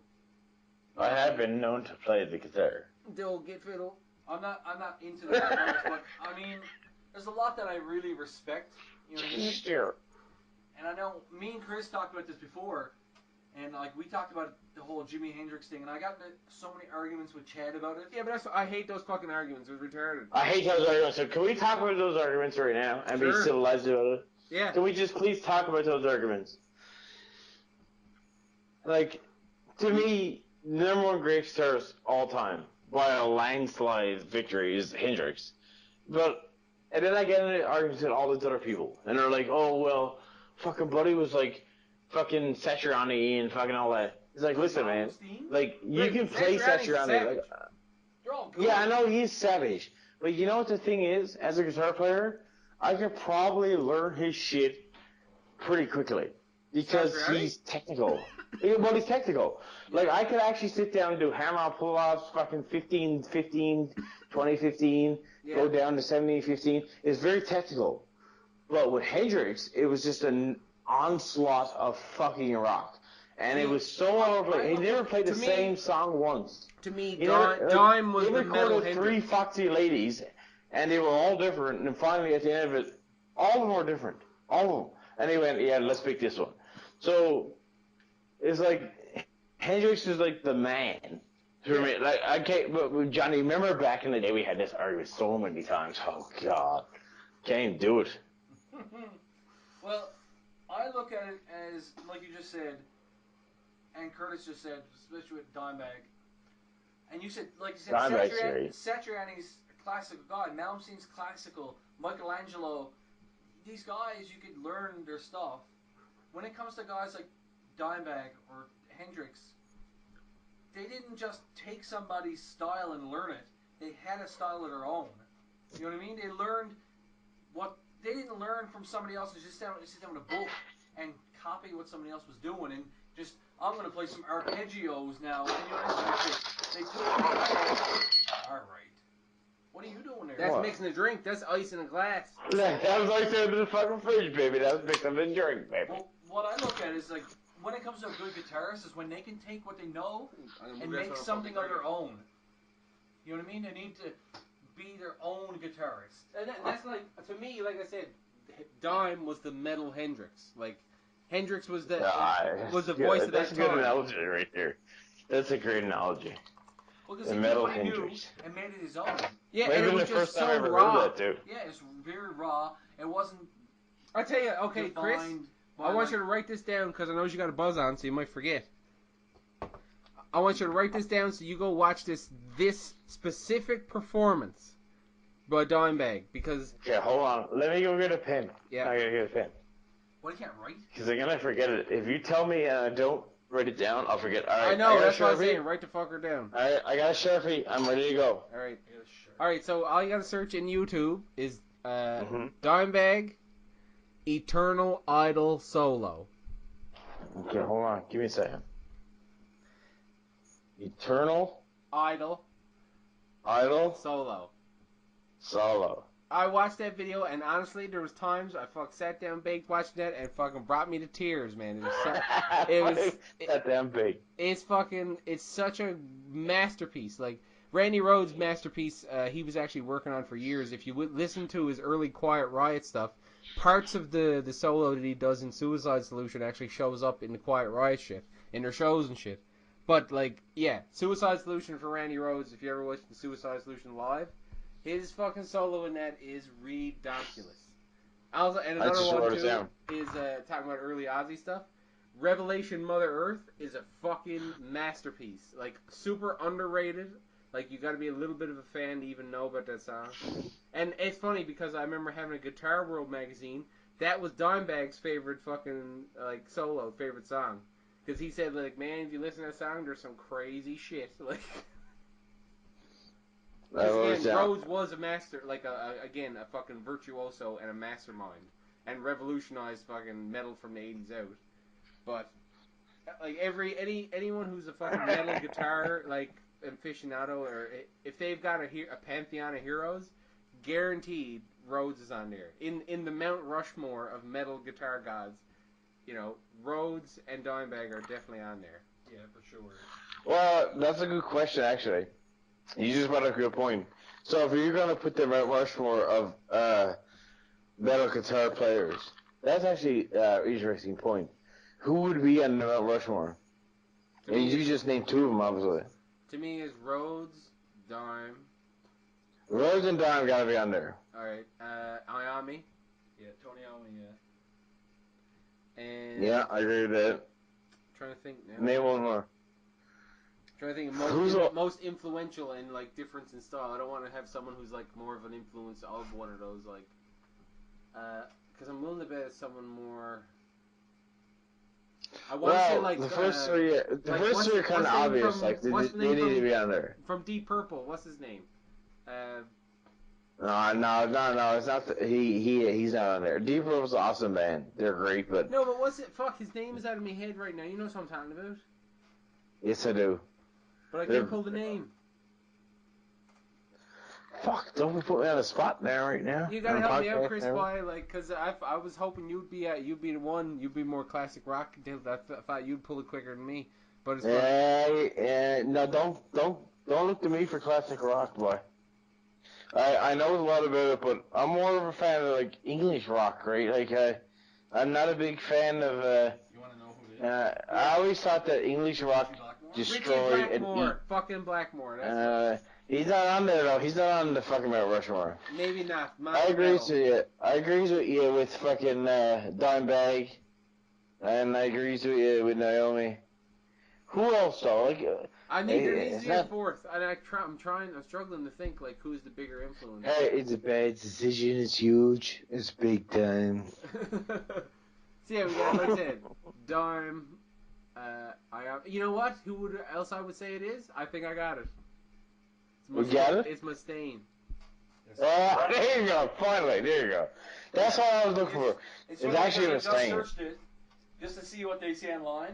Yeah. Number 1's Dimebag. Number 2 is Mustaine. Yeah. So I think Dime, Mustaine, Ayami, and what was that? Rennie Rhodes. Rhodes, yeah. They got Kirk. So you guys are more in the middle than me. Who's considered a better guitar player? And I'm asking this as an honest question because better. Like I say, like my music taste is a little bit different than yours. Yeah. Like I like fucking goddamn Smiths and Morrissey and Stone Roses and fucking like I said, Pixies. Whatever you're into, right? Well, who gives a fuck, right? Like, we all are not stupid people, and we all like different kinds of music. Yeah. So, more power to you.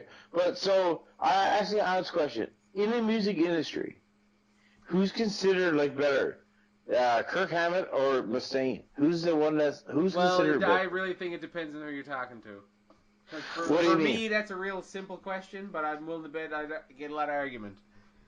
Alright, so, what's the simple answer, and then go on with your argument? Mustaine, easily. Okay. Yeah, because for me, so Mustaine was essential in crafting Metallica's initial sound. Metallica doesn't exist how we know them to exist without Mustaine's influence.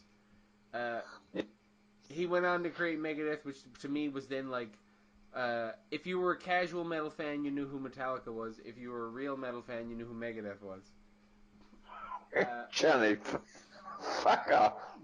And sorry. Yeah, and like he did like so much intense kind of he brought a lot of speed and pushed pushed the speed and like the thrash element and like the early stuff that they did on like Peace Cells and even like Good Morning Black Friday is one of my favorite songs, and that's such a like high speed fucking savage fucking song. You missed it? Why? Sorry, Chris. As I was reading it, as you were talking this, I just looked on Facebook and noticed Johnny posted some old shit. Yeah, he just told me. Like, we don't talk about it. Like, if you roll it up the pot, you stir it up the pot. There's always something cooking, but nothing in the pot. The stir back in China, this is all you got. Like, what are you, Johnny, shit on my timeline. If you are Regis, like God, fuck off, Johnny. I told you there was a bunch of what an asshole. So here we got. So I met this guy. I'm working with this guy, right? And he's like the vice president's son. And the company I'm working for is like literally $1 billion company. Like they're huge in Ontario. Like billions and billions of dollars are worth. So they tell me, oh, you're gonna get stuck with the. What is they stuck with? I guess it's like you're getting Eric Hanley. I was like, oh fuck, is that the vice president's son? Like fucking Steve Hanley? Like he's the vice president, right? Like so he's making probably like $2-3 million a year. So you get this young kid, right? Now I put him to a test and we're working and all that shit. All of a sudden he's like, hey man, have you ever heard Are You Experienced? The album? And I'm like, right on, right? Like he's like 21, man. He's fucking young. And he's like, I fucking love fucking listening to Hendrix and shit. And he's like, and I was like, oh, yeah, right. He's like, well, I'm going to see Megadeth in, like, September. And I'm like, oh, I've never seen Megadeth, man. It's like, he's like, man, I like Megadeth way more than Metallica. And I'm like, fuck, dude. I don't know if I'm just a weirdo, but I also like Megadeth way more than Metallica. And he's like, yeah, they're so much better. So I thought I was like the anomaly, but apparently I'm not, because both you guys also like fucking Megadeth way more than Metallica. I think if you're not the most metal, like anybody who knows metal, like I said, are gonna say that. Any casual heavy metal fan, so like mainstream, are gonna be like, oh, Metallica, they're the most mainstream known, you know. They're the biggest. They're synonymous. Like, in my opinion, they're the biggest heavy metal band in mainstream media. Yeah. Yeah, but it sucked though. I mean, I think, like, yeah, they're the first. Well, they lost the first Grammy, but I'm pretty sure they won a Grammy after that. I'm pretty sure. Who give a fuck what the Grammys won? They suck. But that's the epitome of mainstream media acknowledging you who we were. Mainstream's right? impression of a heavy metal band is Metallica. Yes. Yeah. But yeah, absolutely. Bad, because like Curtis. I do not like Metallica at all. So I do like Metallica. curse me. Don't get me wrong. Flame me. Put me on social media. I don't like Metallica at all. I do like Metallica, but I like Megadeth better. Like Kill 'Em All is a deadly album. Like Kill 'Em All is one of my favorite metal albums of all time ever. That's a good album. Like early Metallica. That album's fucking shit. What? No way. That's like early thrash at its most pure. Like when you get. Oh no. That is fucking early fucking pop at its best. When it goes to Black Album, it goes downhill after that. And they haven't really recovered. You never had one good album. What's that? Reload. Reload's horrible. Hey, Curtis, you're the guy that's sitting there going, they're good, because they put out Saint Anger, Load, and Reload. I love Saint Anger. I love the sound of drums. You love Saint Anger, but listen, guys, I fucking hate Metallica. I never like listening to them. Johnny, you know this about me, right? I've always told you that. Never had no love. But yet, for some reason, I fucking love Megadeth, man. Fucking, they're like one of my favorite bands. And it's one of my bucket list concerts. Like, I gotta see Megadeth. Yeah, I got you. Don't like Metallica. Like, you guys can go back to Ride the Lightning, Garage Incorporated, whatever the fuck it was, Master of Puppets. I don't get off on any of that. I know you guys are like, oh, it's the greatest album of all time. I don't get off on it. It sounds so fucking stupid to me. It's because Hetfield can't sing a goddamn note to save his life. And here's the worst thing that ever happened to Metallica. And I want to hear if you disagree. The worst thing that ever happened to Metallica was about 1990, before they recorded the Black Album. Someone told James Hetfield, you can sing. and that's what's the worst thing that ever happened to him. Because someone said, like, yeah, you can actually sing, man. And, like, that album was all about, like, him trying to sing. Like, Johnny, fucking, so, you know this is my favorite band is Aerosmith, right? Yeah. Are you going to even want, if you tell me right now, and I will shoot you in the face, that James Hetfield is a better singer than Steven Tyler. Not even close. Come on. James Hetfield's not a bigger singer than Okay, Chris, what's going on with Dream On? Why is that song so different? Why is that song so fucking deadly is what you should be asking. It is different, but why is it so different than every other song? Last Child is like their best song. Last Child is different. I think Dream On was... Hey, Johnny, I'm dreaming tonight. Dream On was... like, hey, Chris. I watched... If I'm not mistaken, wasn't Dream On written by the bassist?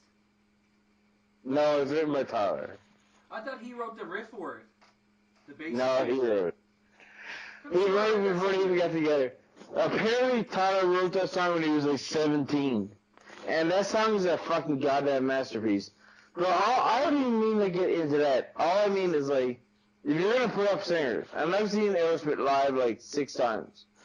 I watched them live last time. When you talk about singers, I don't care what y'all say about fucking Ozzy and Black Sabbath and Megadeth and Metallica and Slayer and all these bands. But Steven Tyler's a garbage singer? No way, man. No, seriously, Steven Tyler's a fucking goddamn freak show on the vocals. He is really. On the vocals, he's a fucking freak, man. I got a bit of trivia here for you. So, no. Apparently, on Dream On, Tyler says that this was the only song on the band's first album where he used his real voice. No way. He was insecure about how his voice sounded on tape, so for the other songs, he tried to sing a bit lower and sounded more like a soul artist like James Brown. It did. Wow. The first album has got the. It sounds amazing. I love that. That's one of my favorite Aerosmith songs of all time, easily. He's fucking nasty vocalist. Like, I've seen him live. I honestly believe, and I will challenge anybody. I don't give a fuck about Guns N' Roses. I don't give a fuck about Black Sabbath. I don't give a fuck about all these bands, Led Zeppelin. I don't give a fuck about Led Zeppelin. Robert Plant is a legend and all this. All I gotta say is, if you go to an Aerosmith concert and hear Steven Tyler sing, that man is a goddamn machine. Here's a deeper cut for you, Chris. Here's a deeper cut. In a 2011 interview, Tyler reminisced about his father, a Juilliard-trained musician. He recalled lying beneath his dad's piano as a 3-year-old, listening to him play a classical tune. That's where I got Dream On Cordage. That's where he got it from. From his own father playing piano when he's 3 years old. Chris, Did you just say 3 years old? Chris, Chris, wow. Do you have the ability to put on Dream On the podcast as we talk about it? Well, no, we can't because we don't own that shit. But I was gonna tell you. We don't own that shit. Copyright strikes all over the place. But I was gonna say, you still got that pen and paper handy, right? Oh, I got it handy. Talking about. Well, I wrote down a number. Talking about more like legendary metal fucking vocalists and influences. Rob Halford of Priest. Yeah, that's a good one. Yeah. Oh no. Here's a song. Here's a song for you to look up if you haven't heard it. Look up Halford, Halford. Hold on, give me a give me a second, bud. Yeah. I gotta get me. Chrissy. Yeah, boy. Hold on, Curtis. I'm just trying to give me a chance to get to. Yeah. If half of Priest songs sound like Painkiller, they'd be deadly. Curtis, what was it? Halford. Halford? Judas Priest, right? Yeah. No, it's Halford is when he left him. Oh, is this a solo song? Yeah. Okay, Halford? Alright, I'm writing it down. Hell's Last Survivor. Hell's Last Survivor? Yeah. That's a good song. That's one of my... Give me a chance. That's probably one of my favorite metal songs of all time. I got that on my iPod. Okay. Painkiller is a deadly song. Painkiller actually is a fucking awesome song. That album is one of the best metal albums of all time. Everybody Kearney.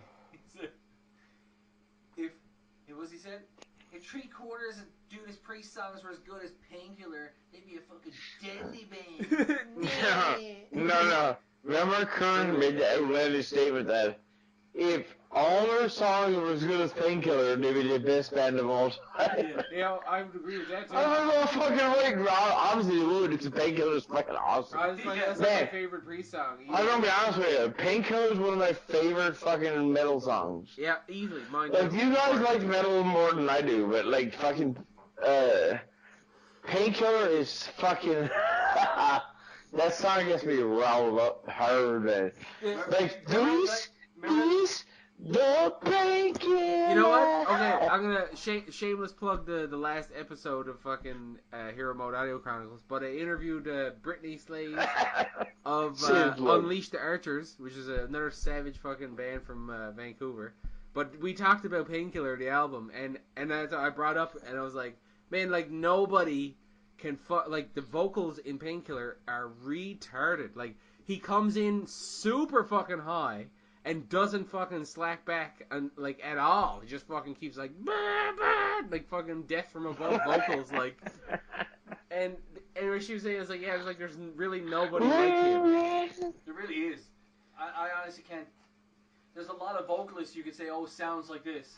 So and so sounds like so and so. But nobody sounds like Halford. And you know what song to me is like, okay, whenever people cover this song, you know what, Johnny, there's nobody that you ever listened to in your entire life and you had a better time. You know your goddamn self. That's bullshit. Because Steven Tyler is the greatest fucking vocalist, and you goddamn well knows it too. Because you always said... Okay, you know who I'd say ain't nobody hits the fucking... What I'm saying is... And you tried to pull it off for years. Him, like, nobody else sounds like him. Okay. He's himself, right? Like, okay, I got... vocalists have their own sound, right? One more Steve song.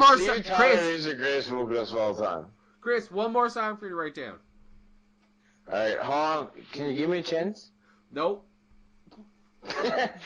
I already got 3 written. What a word. Hey, I got a good brain. I got a good brain. I'm good learning. You make my eyes rain. Alright, hold on. Let me give you a notepad.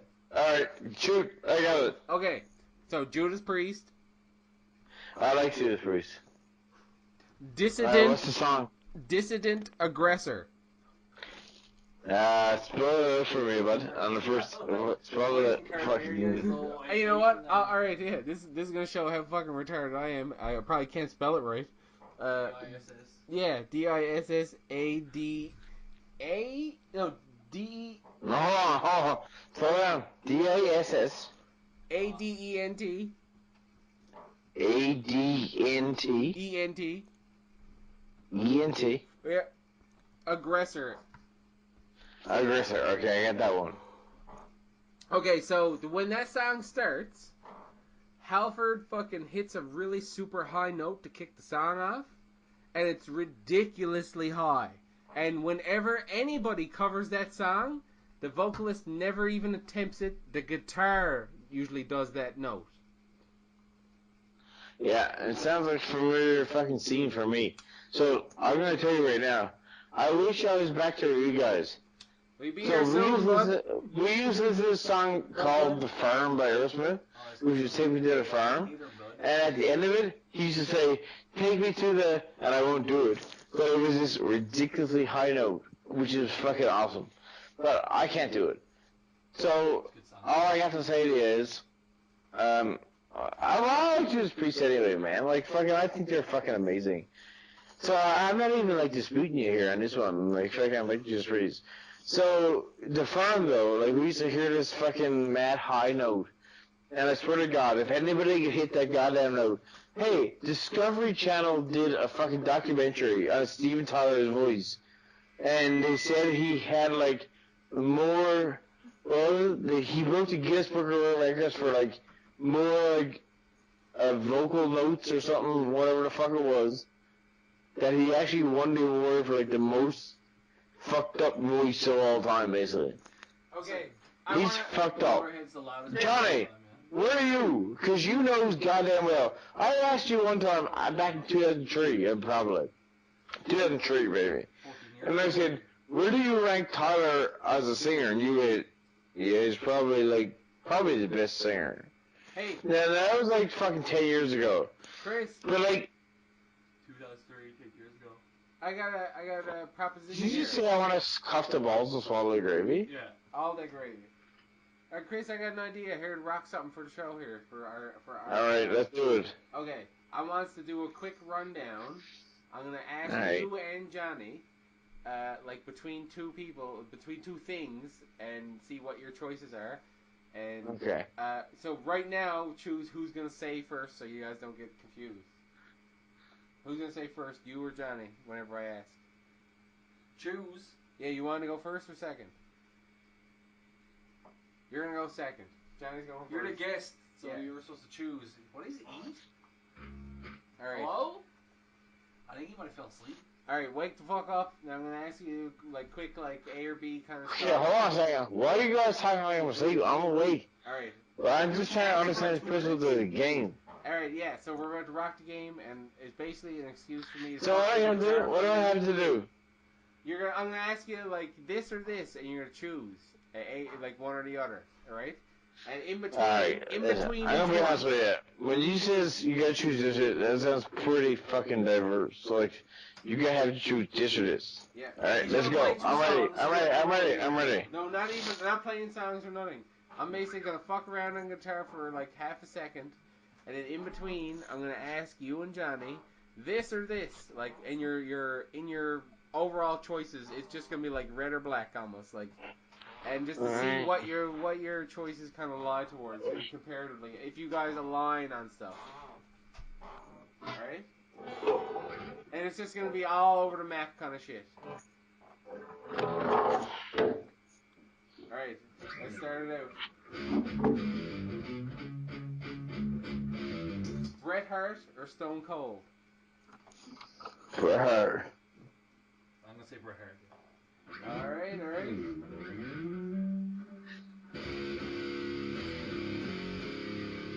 Hamburger or poutine?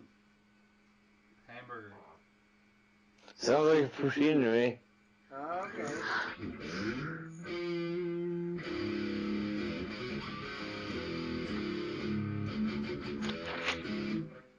Liquor or beer? Liquor. Did you hear that one, Chris? Chris, why are you going to some hardcore shit right now? Liquor or beer?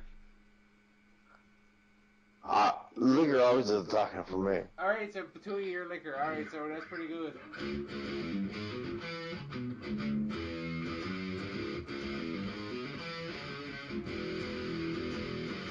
Horror or comedy? Oh, horror. Oh, yeah. I'm going to go with Johnny on that one. Yeah, horror? They're like horror to me. That was definitely not comedy. Okay, because to me, those are usually fairly oddly tied for most people, like really close together. I know it is for me. Not tied. Who the fuck are you polling, bud? No, I guess that's alright. Yeah, I'm weird. That's my two tops: horror and comedy, really. Alright.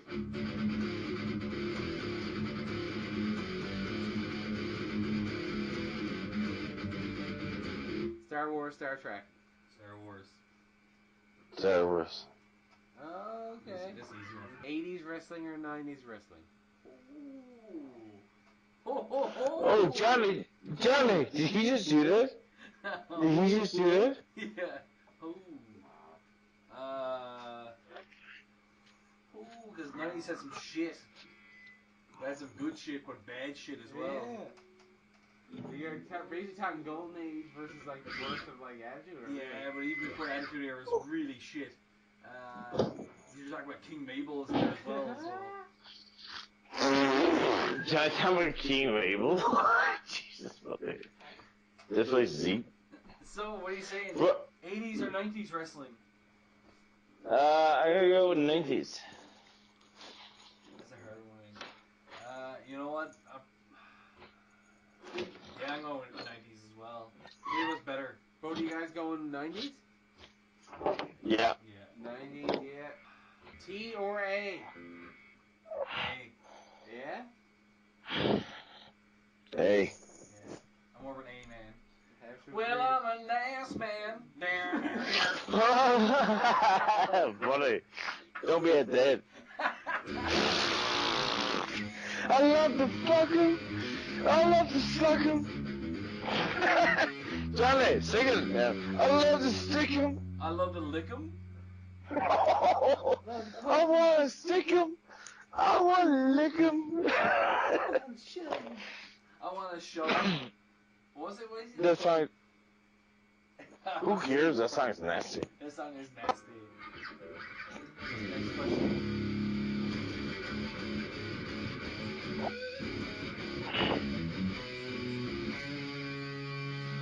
Batman. Hey Curtis. Batman or Spider-Man? Batman. Hey Curtis. I got a question for you. How about I'm sure it sounds like you obviously know what you're doing on guitar. I've been playing for a long time. How about you play something that's not fucking cover and play something original? The thing is, The thing is I don't actually know how to play any songs. All I do is play like blues scale. It can't be at that, man. Like blues scale is mad easy. That's how basically all I do is fuck around blues.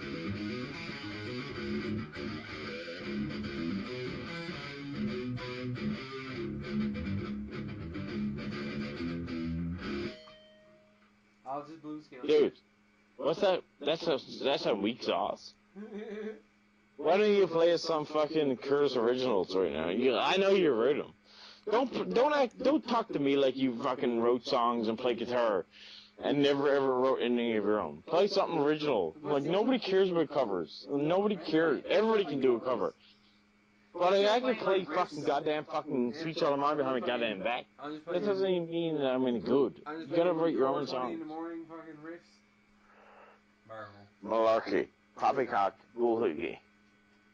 Hey, what? We should write a song together named Bullhiggy. Bullhickey? Yeah. Bullhiggy? What the fuck is that? It means poppycock. It means fucking nonsense. It means malarkey. Hey, listen, guys. You be getting on with nothing but bullhickey all life. Last one. Scarface or Pulp Fiction? Scarface.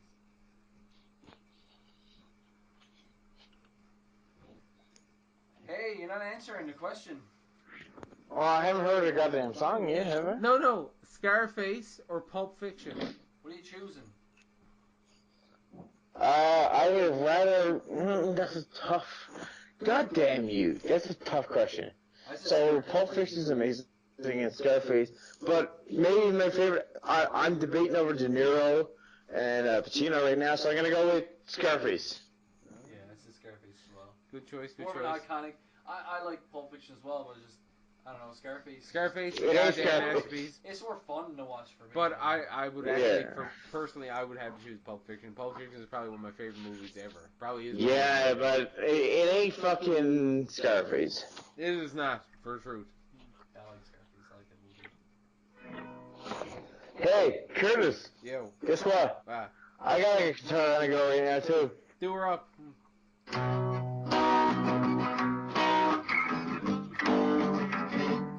You just got to Grandpa's guitars.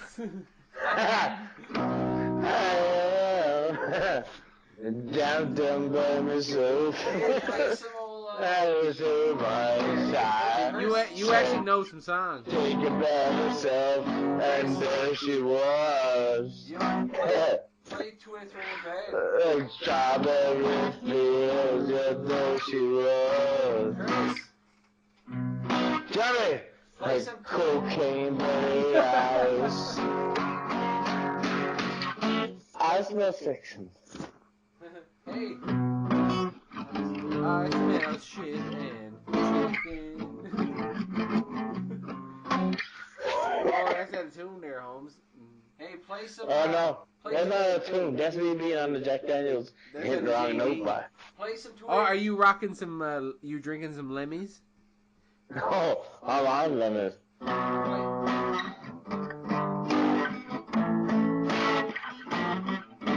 Listen, oh wow. What a savage. Play some 2 and 3 in bed. Give us some loaf. Play on some loaf, does it? Jesus, brother. You're eating. Give us some of that loaf. I can't hear. That's nice. There's too much loaf. Curtis, yo, why don't you pick up that goddamn guitar and play it with me? I don't want to hear no goddamn riffs. I don't want to hear no goddamn fucking shit. I want to hear some soul with it. Well, it's got electric on the go. This podcast is off the rails officially, but I'm posting all of it. I don't give a fuck. Meow Mix, please deliver. Please give me chicken. Please give me liver. Meow Mix, please deliver. Meow Mix, please deliver. Okay. You just have a stroke? Chris has a stroke. That's meow Mix. What do y'all Bill's palsy or? Meow Mix, please deliver. Oh,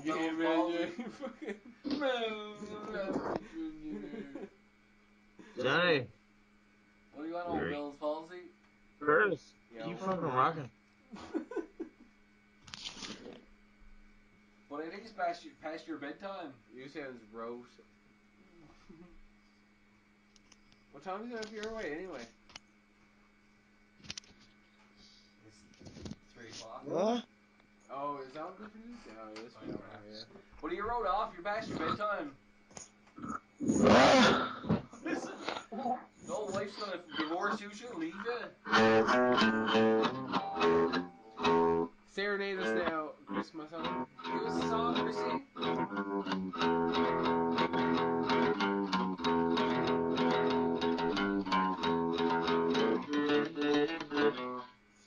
Hey, I can play too. Give us some old what? Play some What a Horse. That kind of doesn't exist in real time, does it? Play It's some. like that bunny. Yeah. Oh, That's a... bro, it's like what a F minors. Yeah, boy. Call this one the Drunken Podcast. This podcast has gone far off the rails. It's out in the woods now, fucking. There's fucking shoes lost in the woods. Shit in the boonies. Fucking beer bottles everywhere. Cell phones are dead. Boys out trouting and everything in the pond. Fucking fishing rod, they're floating in the pond. This podcast is getting rolled off. But no, I mean, there's good chunks in it, and this fucking long as fuck. So it's good chunk of content. I mean, honestly, I think it's pretty awesome. Like, this has been a pretty deadly, like... Except for Chris being an asshole. No, Chris has been awesome, as usual. I think you're an asshole. Listen, see? You tune that bitch up. Yeah. He's not even listening. He's actually a prick face. Hey, prick face. He ain't listening. Alright, His Chris. mama wears I'm loaded. I'm loaded, he says.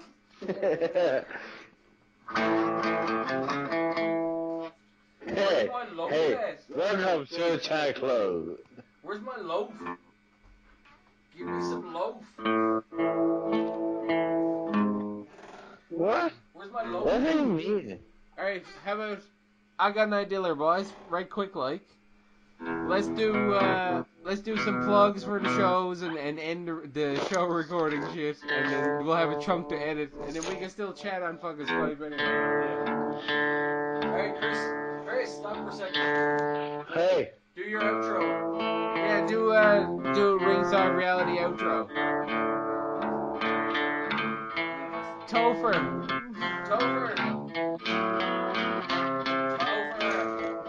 my son.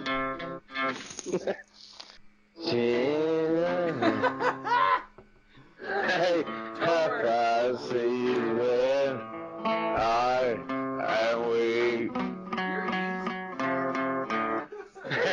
You want me to suffer, 'cause I killed myself, I like Chris Cornell, and I'm weak.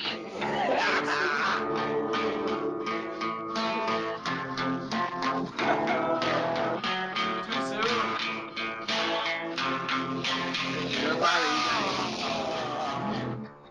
I murdered my family. Sorry. The Chris Benoit song? Crossface Crippler. Hey, you went too far. You're the one who just said Chris Cornell killed himself. He killed his whole family with a series of flying and Crippler crossfaces. Hey, you know what's good about the guitar? Is when you learn to play it, and I'm loaded, but it's so easy. Like, to play, like... Yeah. And Curtis, what are you doing when you drop D all the time? Get on a drop D. It's crazy, fun. I just fucks around. Yes, but fuck around in, like, regular tuning, put the capo on fucking, like, 3rd fret, and then you'll fucking be like, okay. Alright, so, Curtis, you had a question to ask at the end of it. Questione, yeah, shoot. What's your question?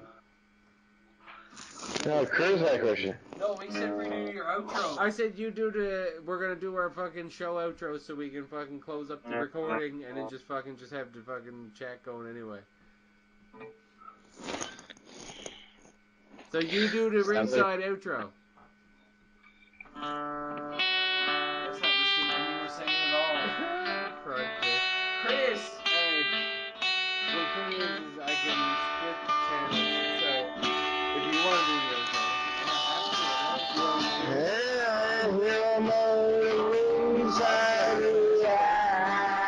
well, yeah, if you rock it, I can split his down, then you can do it. Together we Chris. make podcast history. Chris. Together. Chris. You gonna do an outro for us? We'll still be on anyway, but do an outro. do outro for Ringside. You want me to be regular outside for Ringside? Do your. Hey everyone. Actually. Road. Hey everybody. This is basically what happens when the Shawshank Redemption meets Godfather. We just had ourselves a good night. No, that's not right. What a fucking burnout. Did you just say burnout at the same time? I'm putting this whole. I don't even smoke that. Buddy, I don't even smoke much weed, really. Like, once every, like, couple weeks, somebody smokes a joint or something. Sounds like you're the one that's fucking on the outro. Hey, listen. Johnny, stop hiccuping, man. Do an outro, bye. Do the show outro for Ringside. Do your outro for Ringside Reality. Ringside Reality. We'll come back next week with the modern day Maharaja. I hope you all enjoyed the.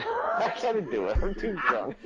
Hope you all enjoyed. I can't wait. I'm too drunk.